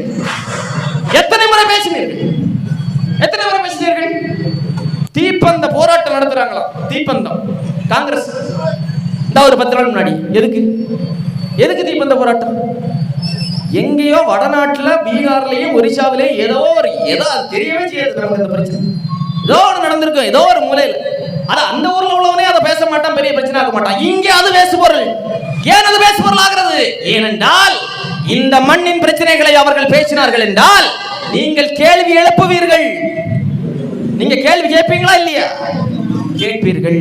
அதனால் எது பேசுபொருளாக வேண்டுமோ அதை பேசாமல் அதை திசை திருப்பி விட்டு எங்கோ 1000 கிலோமீட்டர், 2000 கிலோமீட்டர், 3000 கிலோமீட்டர் தாண்டி கண்ணு கட்டாத தூரத்தில் ஏதோ ஒரு செய்தியை பெரும் பேசுபொருளாக மாற்றி அதற்கு எதிராக மட்டுமே நம்முடைய அரசியல் தேவை இருக்கிறது என்கிற ஒரு கட்டமைப்பை ஏற்படுத்தினால் இங்குள்ள பிரச்சனைகளை நாம் மறந்து விடுவோம். இவர்கள் எதை நமக்கு செய்ய வேண்டுமோ அதை நாம் மறந்து விடுவோம். அந்த திசை திருப்பக்கூடிய அரசியலை தான் இவர்கள் செய்கிறார்கள். இப்ப எங்க அண்ணன் சீலன் அவர்கள் இந்த தொகுதியினுடைய சட்டமன்ற உறுப்பினர், இங்கிருந்து ஒரு லாரி போயிருமா கேரளாவுக்கு? போயிருமா? லாரி போயிருமான்னு கேட்டதும் நம்ம கிட்ட நம்ம நண்பர்கள் வருவார்கள். நீங்க ஏன் லாரியை பிரச்சனை பண்றீங்க? ஏன் லாரியை மறிக்கிறீர்கள்? நீங்கள் குவாரிக்கு எதிராக போராடுங்க என்று சொல்லி, எங்களுடைய போராட்டத்தினுடைய அடிப்படை என்ன என்பது கூட உங்களுக்கு இன்னமும் புரியவில்லை என்பதுதான் எங்களுடைய மனக்கவலை. நாங்கள் உங்களுக்காகவும் போராடியவர்கள். உள்ளூர் தேவைக்காக வாகனங்களை எடுத்துக்கொள்ள செல்லக்கூடிய, உள்ளூர் தேவைக்காக, உள்ளூர் கட்டுமான தேவைக்காக கனிம வளங்களை, பொருட்களை எடுத்து செல்லக்கூடிய லாரிகளை ஒருபோதும் சிறைபிடிக்காதீர்கள் என்கிற கோரிக்கையை நாங்களே நேரடியாக ஆட்சியாளர்களிடம் வைத்த வரலாறுகள் உண்டு. தெரியுமா உங்களுக்கு? தெரியுமா உங்களுக்கு? தெரியுமா? நீங்க தானே எங்க கூட நிக்கணும். இந்த வாகன ஓட்டுநர்கள், உள்ளூர் தேவைக்காக வாகனங்களை ஓட்டிக் கொண்டிருக்கக்கூடிய மக்கள் யார்? நீங்க யாரு? யார் நீங்க? நீங்க பீகார்ல இருந்து, ஒரிசாவில இருந்து வந்தவர்களா? எல்லாம் என் அண்ணன் தம்பி சித்தப்பன் பெரியப்பன் தானே. உங்களுக்கு எதிராக நாங்கள் இருப்போமா? இந்த குறைந்தபட்ச அடிப்படை வேண்டாமா உங்களுக்கு? உங்களுக்கு இது பெரிய பிரச்சனை. எண்ணற்ற சிக்கல்கள் இந்த மண்ணில் இருக்கிறது. ஆனால் இந்த தொகுதியினுடைய முதன்மை பிரச்சனை, இந்த மலைகள் பாதுகாக்கப்பட வேண்டும். அதற்கு என்ன செய்ய வேண்டும் உங்களுக்கு தெரியும். அதை பாதுகாப்பார்கள் என்று நம்பி நீங்கள் வாக்கு செலுத்தியவர்கள் இன்றைக்கு என்ன செய்து கொண்டிருக்கிறார்கள் என்பதும் உங்களுக்கு தெரியும். அவர்களை வீழ்த்துவதற்கு யாருடைய கைகளை இருக்க பிடித்து, யாருடைய கைகளில் அதிகாரத்தை கொடுக்க வேண்டும் என்பதும் உங்களுக்கு தெரியும். உங்களிடமே நாங்கள் அதை விட்டு செல்கிறோம். உங்களிடமே நாங்கள் விட்டு செல்கிறோம். 4.5 ஆண்டு கால திமுக ஆட்சி. இந்த ஆட்சியின் சாதனைகள் என்ன? நீங்கள் சொல்ல வேண்டும். இந்த ஆட்சியின் சாதனைகள் என்ன? மீனவர்கள் கடலில் செத்தமடிகிறார்கள், தூய்மை பணியாளர்கள் போராட்டம் நடத்துகிறார்கள், செவிலியர்கள் போராட்டம் நடத்துகிறார்கள், ஆசிரியர்கள் போராட்டம் நடத்துகிறார்கள், மருத்துவர்கள் போராட்டம் நடத்துகிறார்கள், மாணவர்கள் போராட்டம் நடத்துகிறார்கள், வேளாண் பெருங்குடி மக்கள் போராட்டம் நடத்துகிறார்கள், போக்குவரத்து தொழிலாளர்கள் போராட்டம் நடத்துகிறார்கள். இந்த நாட்டில் என்னென்ன துறைகள் இருக்கிறதோ, எந்தெந்த துறையில் யாரெல்லாம் வேலை பார்க்கிறார்களோ அத்தனை பேரும் போராடுகிறார்களே. இத்தனை போராட்டங்கள் நடக்கிறத இன்றைக்கு கூட காலையிலே செய்தி, தூய்மை பணியாளர்கள் அவருடைய கோரிக்கை என்ன? தூய்மை பணியை தனியாருக்கு ஒப்படைக்காத. தனியாருக்கு எதுக்கு ஒப்படைக்கிற? நாங்கள் வரி செலுத்துவது தனியாருக்கா அரசுக்கா? நாங்கள் வரி செலுத்துவது அரசுக்கு தானே. அரசுக்கு நாங்கள் வரி செலுத்துகிறோம்னா நீ தானே எங்களுக்கு வேலை தரணும். அந்த வரி பணத்தின் மூலமாக எங்களுடைய உழைப்பையும் சேர்த்து நீ எங்களுக்கு சம்பளம் தர வேண்டியது நீ தானே தரணும். நீ தனியாருக்கு கொடுக்குறன்னா அப்ப எதுக்கு அரசுங்கிற ஒரு நிறுவனம் எதுக்கு இருக்கு? எதுக்கு இருக்கு? நாங்க வரியெல்லாம் தனியாருக்கே கொடுத்துடுறோம். அரசு என்கிற இயந்திரத்தையே கலைச்சிருக்க நீங்க. இதுதானே அவங்களுடைய நியாயமான கோரிக்கை. நீங்கள் கொடுத்த வாக்குறுதி தானே. தூய்மை பணியாளர்களுடைய பணியை நாங்கள் நிரந்தரம் செய்வோம் என்று நீங்கள் வாக்குறுதி கொடுத்தீர்களா இல்லையா? கொடுத்தீர்கள். சொன்ன வாக்குறுதியை நிறைவேற்றுங்கள் என்று தானே கேட்கிறார்கள். அவர்களை எதற்கு தரதரவென, பெண்கள் என்றும் கூட பார்க்காமல் அவர்களை தரதரவென சாலையில் இழுத்து செல்கிறீர்களே. உங்களை எல்லாம் எங்கள் வீட்டு பெண்களுடைய சாபம் விடுமா? சும்மா விடுமா? தரவென பெண்களை இழுத்து சென்று விட்டு மகளிருக்கு 1000 ரூபாய் கொடுத்தா உங்களுக்கு மகளிர் எல்லாம் ஓட்டு போடுவாங்கன்னு நினைப்போம். அந்த அளவுக்கு தான் தமிழ்நாட்டு பெண்களுடைய அறிவு இருக்கிறது என்று ஐயா ஸ்டாலின் அவர்கள் முடிவுக்கு வந்து விட்டீர்களா? நீங்கள் இந்த முறை தேர்தல் களத்தில் நீங்கள் சந்திப்பீர்கள். அத்தனைக்குமான எதிர்வினை இந்த முறை தேர்தல் களத்தில் நீங்கள் சந்திப்பீர்கள். 1000 ரூபாய் நாங்க கொடுக்குறோம், அதனால நாங்க ஓட்டு போடணும். இல்ல நான் தெரியாம தான் கேட்கிறேன். நீங்க எல்லாம் எங்களை என்ன நினைச்சு வச்சிருக்கீங்க? கேவலம் 1000 ரூபாய்க்கு வாக்கு செலுத்தக்கூடிய அளவுக்கு எம் மண்ணின் மக்கள் அவ்வளவு தன்மானமற்றவர்களா? ஒட்டுமொத்த தமிழ்நாட்டு பெண்களையும் இழிவுபடுத்தக்கூடிய சொல்லிருக்கியா? மகளிர் உரிமை தொகையா 1000 ரூபாய் நீ கொடுக்குற 1000 ரூபாயில தான் என் உரிமை இருக்கா? இந்த 1000 ரூபாயை எப்படி கொடுக்குறீங்க? ஐயா ஸ்டாலின் அவர்கள் அவருடைய குடும்ப சொத்தை எடுத்து கொடுக்கிறாரா? இல்ல திமுக அமைச்சர்களுடைய வரி பணமா? அவர்கள் திருடி வைத்திருக்கிறார்கள் எங்களுடைய பணம். அந்த பணமா? அந்த பணம் தான் நம்மிடம் திருடி வைத்திருக்கக்கூடிய பணத்தை தருகிறான் நமக்கு. நம்மிடம் எடுத்து நமக்கே தருகிறான் பணத்தை. அது எப்படி உரிமை தொகையாகும்? அது எப்படி இலவசமாகும்? எப்படி ஆகும்? ஒரு அரசு எதை ஒரு மக்களுக்கு கொடுக்கணும்? அடிப்படையிலே ஒரு அரசு மக்களுக்கு கொடுக்க வேண்டியது தரமான கல்வி, எல்லோருக்கும் சமமாக இலவசமாக கொடுக்க வேண்டும். தரமான மருத்துவம் சமமாக சரியாக எல்லோருக்கும் இலவசமாக கொடுக்க வேண்டும். ஆரம்ப அடிப்படை மருத்துவம் தொடங்கி அறுவை சிகிச்சை வரைக்கும் மருத்துவம் என்ன நோயாக இருக்கட்டும் அத்தனை மருத்துவம் உங்களுக்கு உலகத்தரத்தில் கொடுக்கப்படும். அதுதானே கொடுக்கணும் இலவசமாக. அதுதானே கொடுக்கணும். குடிநீர், உயிராக ஆகாரமாக இருக்கக்கூடிய குடிநீர், அதை இலவசமாக தரமாக தூய குடிநீரை எல்லோருக்கும் இலவசமாக கொடுக்கணும். இதைத்தானே ஒரு அரசு இலவசமாக கொடுக்க வேண்டும். ஒரு அரசு மிக்சியையும் கிரைண்டரையும் லேப்டாப்பையும் கொடுக்கணும் இலவசம், அதையே கொடுக்கணும். கடன் கொடுக்கிறார்கள், வட்டி கடன், கல்விக்கு கடன், கல்வி கடன், விவசாய கடன், எல்லாம் வட்டிக்கு. நான் என்ன கேட்கிறேன், நீங்க உண்மையிலேயே அரசு நடத்துறீங்களா இல்ல வட்டி கடன் நடத்துறீங்களா? என்ன நடத்துறீங்க நீங்க? என்ன நடத்துகிறீர்கள்? கொடுக்க வேண்டியது கொடுக்கறதே இல்லை. நாம் தமிழர் அரசு வந்ததும் முதல் சட்டம் நாங்கள் ஏற்றுவோம். வந்ததும் சட்டம் இயற்றப்படும். நாட்டில் இருக்கக்கூடிய மக்கள் பிரதிநிதிகள், நீங்கள் வார்டு கவுன்சிலராக இருங்க, சட்டமன்ற உறுப்பினராக இருங்க, பாராளுமன்ற உறுப்பினராக இருங்க, நீங்க பஞ்சாயத்து தலைவராக இருங்க, நீங்கள் அமைச்சராக இருங்கள், நீங்கள் முதலமைச்சராக இருங்கள், யாராக இருந்தாலும் உங்கள் வீட்டு பிள்ளைகள் அரசு பள்ளிக்கூடங்களில் தான் படிக்க வேண்டும் என்ற சட்டம் இயற்றப்படும். அரசு பள்ளிக்கூடங்களில் மக்கள் பிரதிநிதிகளுடைய பிள்ளைகள் அமைச்சர் வீட்டு பிள்ளை அரசு பள்ளியில் தான் படிக்க வேண்டும் என்கிற சட்டம் இயற்றப்பட்டால் அரசு பள்ளிகள் தரமானதாக மாற்றப்படுமா படாதா? மாற்றப்படுமா படாது? முதலமைச்சர் தொடங்கி அத்தனை மக்கள் பிரதிநிதிகளும் அரசு ஊழியர்கள் வரைக்கும் அத்தனை பேரும் அரசு மருத்துவமனையில் தான் சிகிச்சை பெற வேண்டும் என்கிற சட்டம் இயற்றப்பட்டால் தமிழ்நாட்டில் இருக்கக்கூடிய அரசு மருத்துவமனைகள் இன்றைக்கு இருக்கக்கூடிய தனியார் மருத்துவமனைகளை விட பல மடங்கு தரமானதாக உயர்த்தப்படுமா படாதா? உயர்த்தப்படும். இந்த ரெண்டு சட்டத்தையும் இயற்றி அரசு பள்ளிக்கூடங்களையும் அரசு மருத்துவமனைகளையும் தரமானதாக மாற்றிவிட்டாலே தமிழ்நாட்டு மக்களினுடைய பொருளாதார சுமையில் பெரும் சுமை நீங்கிவிடும். நீங்கள் சிந்திச்சு பாருங்க, சம்பாதிக்கக்கூடிய பணத்தில் அதிக அளவில் நீங்கள் சம்பாதிக்கக்கூடிய செலவு செய்யறது எதுக்கு செலவு செய்யறீங்க? பிள்ளையை படிக்க வைக்கிறோம், அதுக்கு வட்டிக்கு கடன் வாங்கணும். பெற்றோர் வட்டிக்கு கடன் வாங்கி படிக்க வைக்கிறது. பிள்ளை என்ன செய்யறாங்க? 17 வயசுல பள்ளிக்கூடம் முடிச்சுட்டு 18 வயசுல கல்லூரிக்கு போற முதல் நாளே அவனை கல்வி கடன், எஜுகேஷன் லோன். எஜுகேஷனுக்கு எதுக்கு லோனு? கல்வி கடன் கொடுத்து 18 வயசுல தலை நிறைய கடனை ஏற்றி கடன் சுமையோடு ஒரு மாணவனை பள்ளி கல்லூரிக்குள்ள அனுப்புனா அவன் படிப்பானா? கடனை நினைச்சு வருத்தப்படுவார். என்ன செய்வாங்க? எப்படிப்பட்ட மோசடித்தனம் இது! எப்படிப்பட்ட மோசடித்தனம்! இதெல்லாம் பேசுவார்களா? வந்தது மேடையை போட்டு பீகாரில் என்ன நடந்தது தெரியுமா? உத்தரப்பிரதேசத்தில் என்ன தெரியுமா? யோ போயாங்கிட்டு, என் புள்ள கடனாளியா இருக்காங்க, உன்னால அதை பேசியா? கேளுங்கள், கிடைக்கும், தட்டுங்கள், திறக்கப்படும். இயேசு கிறிஸ்துவினுடைய போதனைகளை படிச்சா மட்டும் போதாது. அவர் சொன்னதை எல்லாம் அப்படியே வழிபட வேண்டும், அவருடைய வழியே நடக்க வேண்டும். கிறிஸ்தவர்கள் நாங்கள் எல்லாம் காங்கிரசுக்கு தான் ஓட்டு போடுவோம், கிறிஸ்தவர்கள் நாங்கள் எல்லாம் திமுகவுக்கு தான் ஓட்டு போடுவோம். ஏன், எதுக்குன்னு கேட்கிறேன். இயேசு கிறிஸ்து சொன்னாரா தெரு தெருவா டாஸ்மாக் கடையை திறந்து வச்சு ஊத்தி கொடுங்கன்னு சொன்னாரா? நியாய தீர்ப்பு நாள் என்று ஒன்று இருக்கிறது. கிறிஸ்தவ பெருமக்களுக்கு நான் சொல்கிறேன், நியாய தீர்ப்பு நாள் என்று ஒன்று இருக்கிறது. கேள்வி எழுப்பப்படும் உங்களை நோக்கி. ஏயா, சாராயத்தை ஒழிக்கணும் நான் சொல்றேன், என் கற்பனையில வச்சிருக்கிறேன், 10 கற்பனையில 10 கட்டளையில வச்சிருக்கிறேன். நீ என்ன பண்ற? திருடுறவன் கொலை செய்யாது இருப்பாயாக, இங்க கொலைகாரனுக்கு ஓட்டு போடுறீங்க. கொள்ளை அடிக்காமல் இருப்பாயாக, இங்க கொள்ளைக்காரனுக்கு ஓட்டு போடுறீங்க. விபச்சாரம் செய்யாது இருப்பாயாக, அதை எல்லாத்தையும் செஞ்சுட்டு இருக்கிறவனுக்கு ஓட்டு போடுறீங்க. இதுதான் பிரச்சனை. என்ன பிரச்சனை? ஒரே ஒரு கேள்விதான். கன்னியாகுமரி மாவட்ட மக்கள் எல்லோரும் இறை மக்கள் தான். இந்துக்கள், இஸ்லாமியர்கள், கிறிஸ்தவர்கள் எல்லோரும் நாம் இறை மக்கள் தான். சரிதானே?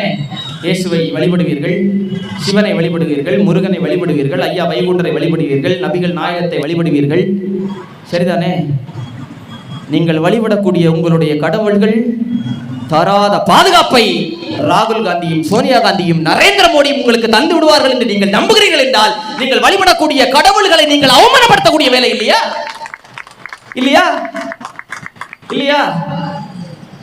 என்னை அண்டி உனக்கு வேற தேவர்கள் இருக்கக்கூடாதுன்னு சொல்றாரு இயேசு கிறிஸ்து. இங்க இவங்க சொல்றாங்க சோனியா காந்தி தான் நம்முடைய பாதுகாவலர் என்று சொல்லி. எப்படி இருக்கு கொடுமை, கால கொடுமை. அன்பு மக்கள் சிந்திக்கணும். இந்த மண்ணில் ஒரு மத அரசியல் நடக்கிறது. இந்துக்களை எல்லாம் ஒரு வழியை கொண்டு செல்வது. இந்துக்களை நீங்கள் எல்லாம் ஒன்று திரளுங்கள். பாரதிய ஜனதா கட்சி இந்த பக்கம் அவன் இந்து எல்லாம் பிரிக்கிறான், நம்ம கிறிஸ்தவரை எல்லாம் பிரிப்போம். இவர்கள் கிறிஸ்தவர்களே ஒன்று திரளுங்கள். இந்த பக்கம் திமுக, இஸ்லாமிய சொந்தங்களே நீங்கள் ஒன்று திரளுங்கள். கருணாநிதி தான் நபிகள் நாயகத்திற்கு அடுத்தது, உங்களுக்கு கருணாநிதி தான் என்று சொல்லி அவர்கள் திருப்புகிறார்கள். என்னடா இவன் ஆவிக்குரிய கூட்டத்தில் பேசுற மாதிரி பேசுறானே நினைக்காதீங்க. இங்கே அரசியலில் மதம் கலந்து விட்டது. முல்லை முள்ளால் தான் எடுக்க வேண்டும். அதனால் தான் இதை பேசிக் கொண்டிருக்கிறேன். அன்பு மக்களுக்கு நான் சொல்கிறேன், கிறிஸ்தவர்களை ஒன்று திரட்டக்கூடிய கூட்டத்தோடு போய் நிற்காதீங்க. இந்துக்களை ஒன்று திரட்டக்கூடிய கூட்டத்தோடு போய் நிற்காதீர்கள். இஸ்லாமியரை ஒன்று திரட்டக்கூடிய கூட்டத்தோடு நிற்காதீர்கள்.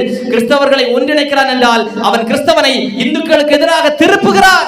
இந்துக்களை ஒருவன் ஒன்று திரட்டுகிறான் என்றால் அவன் இந்து அல்லாதவர்களை அவர்களுக்கு எதிராக திருப்புகிறான். இந்த அரசியலை தூக்கி ஓரமாக வீசிவிட்டு நீ இந்துவாக இரு, கிறிஸ்தவராக இரு, இஸ்லாமியராக இரு, நீ யாராக இருந்தாலும் இந்த மண்ணில் மதங்கள் இந்துவும் இஸ்லாமும் கிறிஸ்தவமும் இந்த மண்ணில் தோன்றுவதற்கு பல ஆயிரம் ஆண்டுகளுக்கு முன்பே இந்த மண்ணில் நீயும் நானும் நாமும் எல்லோரும் தமிழர்கள். நாம் எல்லோரும் சாதி மதங்களை தூக்கி ஓரமாக வீசிவிட்டு தமிழர்களாக ஒன்று திரளுவோம் என்று சொல்லி யார் உங்களை நோக்கி சொல்கிறார்களோ அவர்களோடு நில்லுங்கள். சிறுபான்மை மக்களுக்கு நாங்கள் பாதுகாப்பு என்பார்கள். யார் சிறுபான்மை? தமிழ்நாட்டில் யார் சிறுபான்மை? யார் சிறுபான்மை? யார் சிறுபான்மை? தமிழ்நாட்டில் சிறுபான்மை மக்கள் யாரு? ஹெச் ராஜா சொல்றாரு. ஹெச் ராஜா என்ன சொல்றாரு? என்ன சொல்றாரு? அவர் இன்றைக்கு பெரும்பான்மை. ஹெச் ராஜா நான் கேட்கிறேன், இந்த மண்ணில் இருக்கக்கூடிய மக்கள் ஆதி தமிழன் தோன்றிய குமரி நிலப்பரப்பில் கிறிஸ்தவத்தை சமயமாக ஏற்றுக்கொண்டிருக்கக்கூடிய தமிழர்கள் நீங்கள் சிறுபான்மையா பெரும்பான்மையா? நீங்கள் தமிழ்நாட்டில் சிறுபான்மையா பெரும்பான்மையா? ஹெச் ராஜா கைவர் போலன் கணவாய் வழியாக இந்த மண்ணிற்கு பிழைப்பு தேடி வந்த ஹெச் ராஜா தமிழ்நாட்டில் சிறுபான்மையா பெரும்பான்மையா? யார் சிறுபான்மை யார் பெரும்பான்மை? யார் சிறுபான்மை யார் பெரும்பான்மை? தமிழ்நாட்டில் மதத்தை ஒரு குறிப்பிட்ட மதத்தை ஏற்றுக்கொண்டு விட்டார்கள் என்கிற காரணத்திற்காக தமிழ்நாட்டில் தமிழர்கள் சிறுபான்மை என்றால் இந்த கோட்பாட்டை எப்படி நீங்கள் ஏற்றுக்கொள்கிறீர்கள்? நீங்கள் எப்படி ஏற்றுக்கொள்கிறீர்கள்? நீங்கள் கிறிஸ்தவராக இருங்கள், இஸ்லாமியராக இருங்கள், இந்துவாக இருங்கள், நீங்கள் யாராக இருந்தாலும் 8 கோடி தமிழ் தேசிய இனத்தின் மக்கள் தான் நீங்கள். பெரும்பான்மை தமிழர்கள் நீங்கள். அதை உணர்ந்து கொள்ளுங்கள். சிறுபான்மை மக்களுக்கு நாங்கள் தான் பாதுகாவலன். நான் கேட்கிறேன் ஐயா ஸ்டாலின் அவர்கள், அவர் சொல்கிறார்கள் இல்லையா, சிறுபான்மை மக்களுக்கு நாங்கள் தான் பாதுகாவலன் என்று ஐயா ஸ்டாலின் அவர்கள் ஏற்றுக்கொண்டிருக்கக்கூடிய சமூகத்தில் மொத்தம் எத்தனை பேர் இருக்கிறார்கள்? எத்தனை பேர் இருக்கிறார்கள்? எத்தனை பேர் இருக்கிறார்கள் சொல்லுங்க. ஹெச் ராஜா எத்தனை பேர் இருக்கிறார்கள் தமிழ்நாட்டில்? உங்கள் சமுதாயத்தை சார்ந்தவர்கள் எத்தனை பேர் இருக்கிறார்கள்? இப்ப வட இந்தியால இருந்து வர்றான், இங்க கோடிக்கணக்கில் வந்து கொண்டிருக்கிறார்கள் இல்லையா வட இந்தியர்கள். இவர்கள் இந்து மதத்தை ஏற்றுக்கொண்டார்கள் என்ற ஒரே காரணத்திற்காக அவர்கள் பெரும்பான்மையாகி விடுவார்கள். இங்க இருக்கக்கூடிய மக்கள் கிறிஸ்தவத்தை இஸ்லாத்தை ஏற்றுக்கொண்டார்கள் என்கிற ஒரே காரணத்திற்காக அவர்கள் சிறுபான்மையாகி விடுவார்களா? எவ்வளவு பெரிய மடத்தனம், எவ்வளவு பெரிய மடத்தனம், எவ்வளவு பெரிய மடத்தனம். நீங்கள் இன்னமும் நீங்கள் சிறுபான்மை மக்கள் என்று நினைத்துக் கொண்டிருந்தீர்கள் என்றால் அவர்களுக்கே நீங்கள் வாக்கு செலுத்துங்கள். நாங்கள் எந்த சமயத்தை ஏற்றுக்கொண்டாலும் நாங்கள் இந்த மண்ணில் பெரும்பான்மை மக்கள் என்கிற உணர்வு உங்களுக்கு எப்போது வருகிறதோ அப்போது நீங்கள் நாம் தமிழர் கட்சிக்கு வாக்கு செலுத்துங்கள். என்ன செய்வீர்கள்? என்ன செய்வீர்கள்? முதலில் தமிழர்களை ஒன்றிணைக்க வேண்டும். இந்த மண்ணின் விடுதலைக்காக போராடிய எங்கள் தாத்தன் குமரி தந்தை மார்ஷல் நேசமணி அவர்கள் கிறிஸ்தவர்களை ஒன்று திரளுங்கள் என்று அழைக்கல. இல்லை இல்லை, இந்துக்களை ஒன்று திரளுங்கள் என்று அழைக்கல. இஸ்லாமியர்களை நீங்கள் எல்லோரும் எங்களை நோக்கி வாருங்கள் என்று அவர் பேசல. ஒற்றை முழக்கத்தை வைத்தார் அவர். எங்கள் தாத்தன் நேசமணி வைத்த முழக்கம், நீ கிறிஸ்தவனாக இரு, இஸ்லாமியனாக இந்துவா இரு, யாராக வேண்டுமானாலும் இரு, ஆனால் வீட்டுக்கு ஒரு தமிழன் நாட்டை காக்க புறப்பட்டு முழங்கினார். அவரோடு தானலிங்க நாடார் சென்றார், அவரோடு அப்துல் ரசாக் சென்றார். ஒன்றாக நின்றார்கள், இந்த மண்ணை வென்றார்கள். அப்படி நிக்கணும், அப்படி நிக்கணும். நேசமணியை படித்தவர்கள் இருப்பார்கள். இந்த மண்ணின் விடுதலைக்காக வீரச்சாவடைந்த இந்த மண்ணினுடைய முன்னோர்கள், நம்முடைய தாத்தன்களுடைய வரலாற்றை இந்த மண்ணில் படித்த எவன் ஒருவரும் இந்த மத அடையாளத்திற்குள் செல்ல மாட்டான், இந்த சாதி அடையாளத்திற்குள் செல்ல மாட்டான். அதை தாண்டி மதம் சாதி எல்லாவற்றையும் கடந்து எல்லாவற்றை விட தமிழர் என்கிற உணர்வே பெரிது என்று சொல்லி தமிழனாக ஒன்று திரளுவார். அப்படி திரண்ட கூட்டம் தான் இந்த கூட்டம். உங்கள் முன்னால் இருக்கக்கூடிய இந்த கூட்டம். இப்போது சொல்லுங்கள், இந்த கூட்டம் நடத்தக்கூடிய அரசியல், நாம் தமிழர் அரசியல் காலத்தின் தேவையா இல்லையா? தேவையா இல்லையா? அது பிஜேபி வந்துடும், அதனால பிஜேபி கூட்டிட்டு வந்த வரைக்கும் நாங்க ஓட்டு போடுறோம் தானே? பிஜேபி வந்துடும். யாரு? திமுக சொல்லுது. இந்த பிஜேபியை தமிழ்நாட்டில் நுழைய விட்டது யார்? உங்களுக்கு தெரியுமா? சாரணர் இயக்க தேர்தலில் போட்டியிட்ட மதிப்பிற்குரிய ஐயா ஹெச் ராஜா அவர்கள் 50 ஓட்டு ஏதோ வாங்கி தோத்தாருங்க. சாரணர் தேர்தலில் போட்டியிட்ட ஹெச் ராஜா சாரணர் தேர்தலில் கூட போட்டியிட்டு வெற்றி பெற முடியாத ஹெச் ராஜாவை அவரோடு கூட்டணி வைத்து இந்த மண்ணில் இறக்கி அவரை சட்டமன்ற உறுப்பினராக்கி அழகு பார்த்தது இந்த திமுக. நாம் தமிழர் கட்சியை பாஜகவுடைய பி டீம் ஆர்எஸ்எஸ் கைக்கூலிகள் என்று வாய் கூசாமல் பேசிக் கொண்டிருக்கிறார்களே திமுகவை சார்ந்தவர்கள். இவருடைய பிதாமகன் மதிப்பிற்குரிய கருணாநிதி அவர்கள் அவர் என்ன சொன்னார் தெரியுமா? 99 பாஜகவோடு திமுக கூட்டணி வைக்கிற போது ஐயா கருணாநிதி சொல்கிறார், ஆர்எஸ்எஸும் திகாவை போல ஒரு சமூக நல அமைப்பு தான். எப்படி சொன்னா பாருங்க, எப்படி வச்சா பாருங்க. ஆர்எஸ்எஸும் திகாவை போல ஒரு சமூக நல அமைப்பு தான் பாரதிய ஜனதா கட்சி. சிறுபான்மை மக்களுக்கு எதிரான கட்சி என்கிற ஒரு கருத்துரை இருக்கிறது, ஒரு பரப்புரை இருக்கிறது. அது பொய்யான பரப்புரை, அது தவறான பரப்புரை. அந்த பரப்புரையை திராவிட முன்னேற்ற கழகத்தினுடைய இளைஞர்கள் உடைத்து நொறுக்க வேண்டும் என்று பேசியது சீமான் அவர்கள் அல்ல, உங்கள் பிதாமகன் ஆர்எஸ்எஸ் கைக்கூலி கருணாநிதி தான் பேசினார்.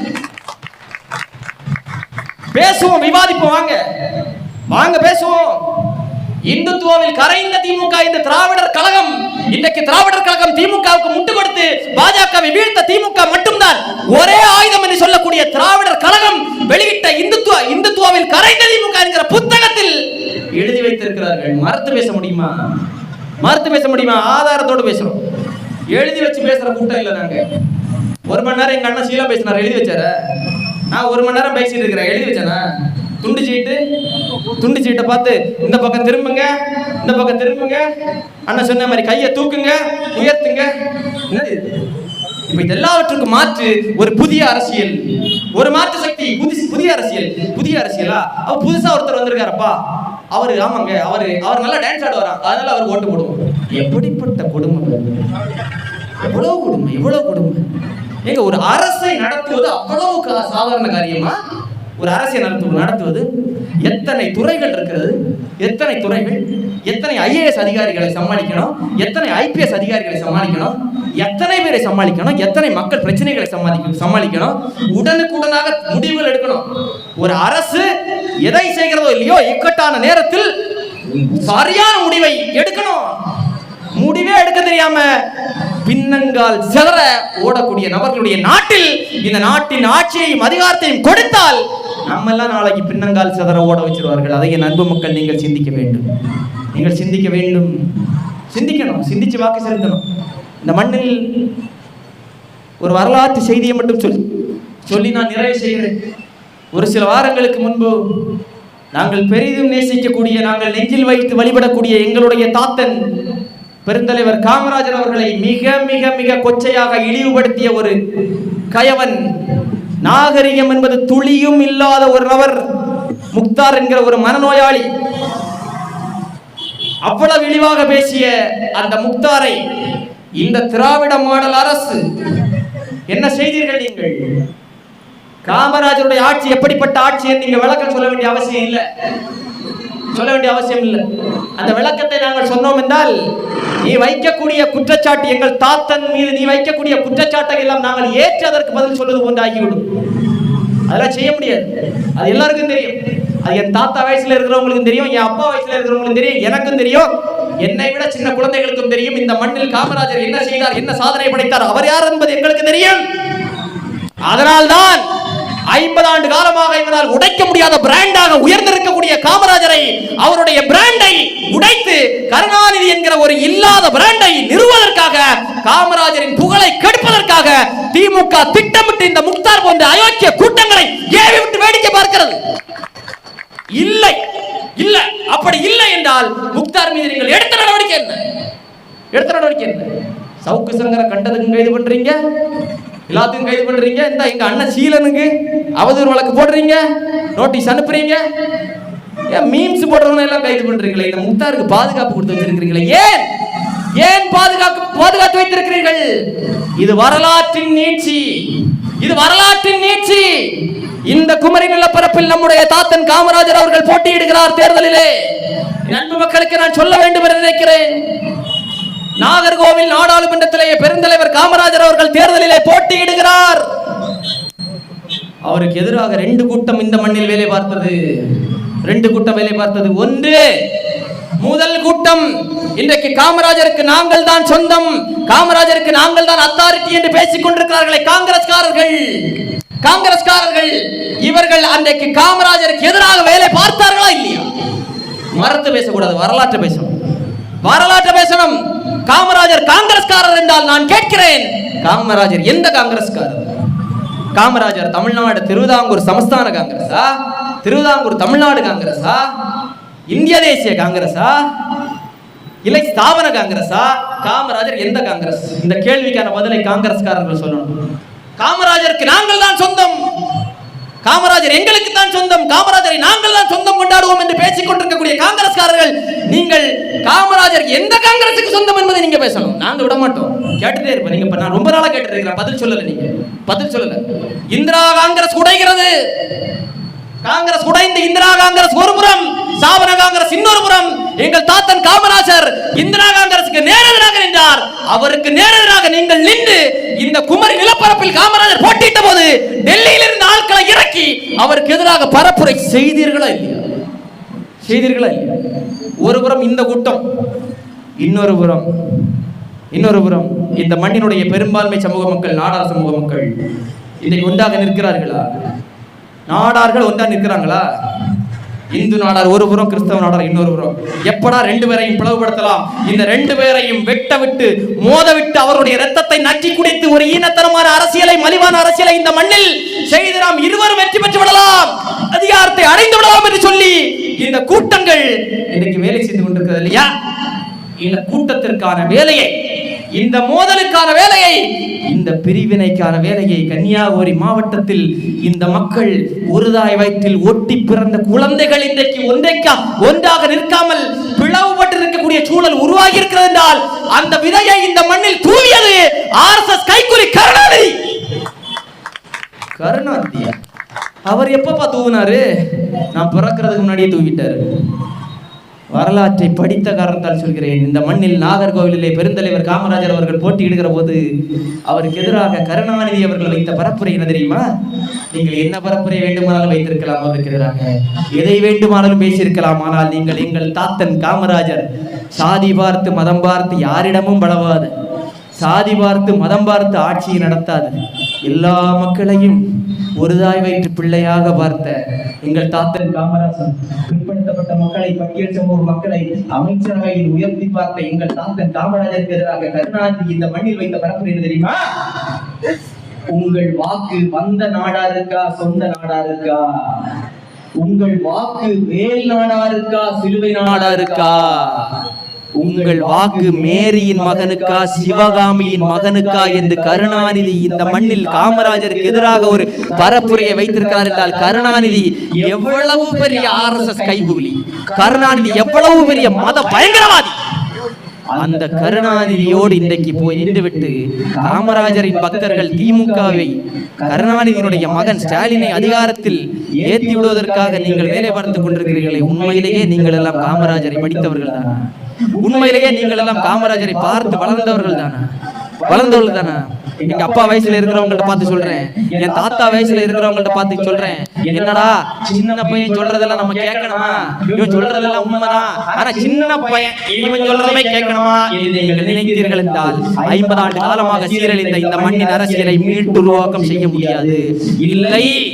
இல்லை, நம்ம தவறு செஞ்சோம், என் அப்பா தவறு செஞ்சாரு, நான் தவறு செஞ்சேன், ஆனா என் புள்ள வயசுல ஒருத்தர் நின்று இந்த வரலாற்றை எல்லாம் பேசி பேசி பேசி அப்பா, சித்தப்பா, பெரியப்பா, தாத்தா நீ செய்தது பிழை என்று நெற்றி போட்டியில் ஆணி அடித்தது போன்று, காதுகளில் உரைப்பது போன்று பேசி சென்றாரே, இவன் சொல்வது சரிதான்.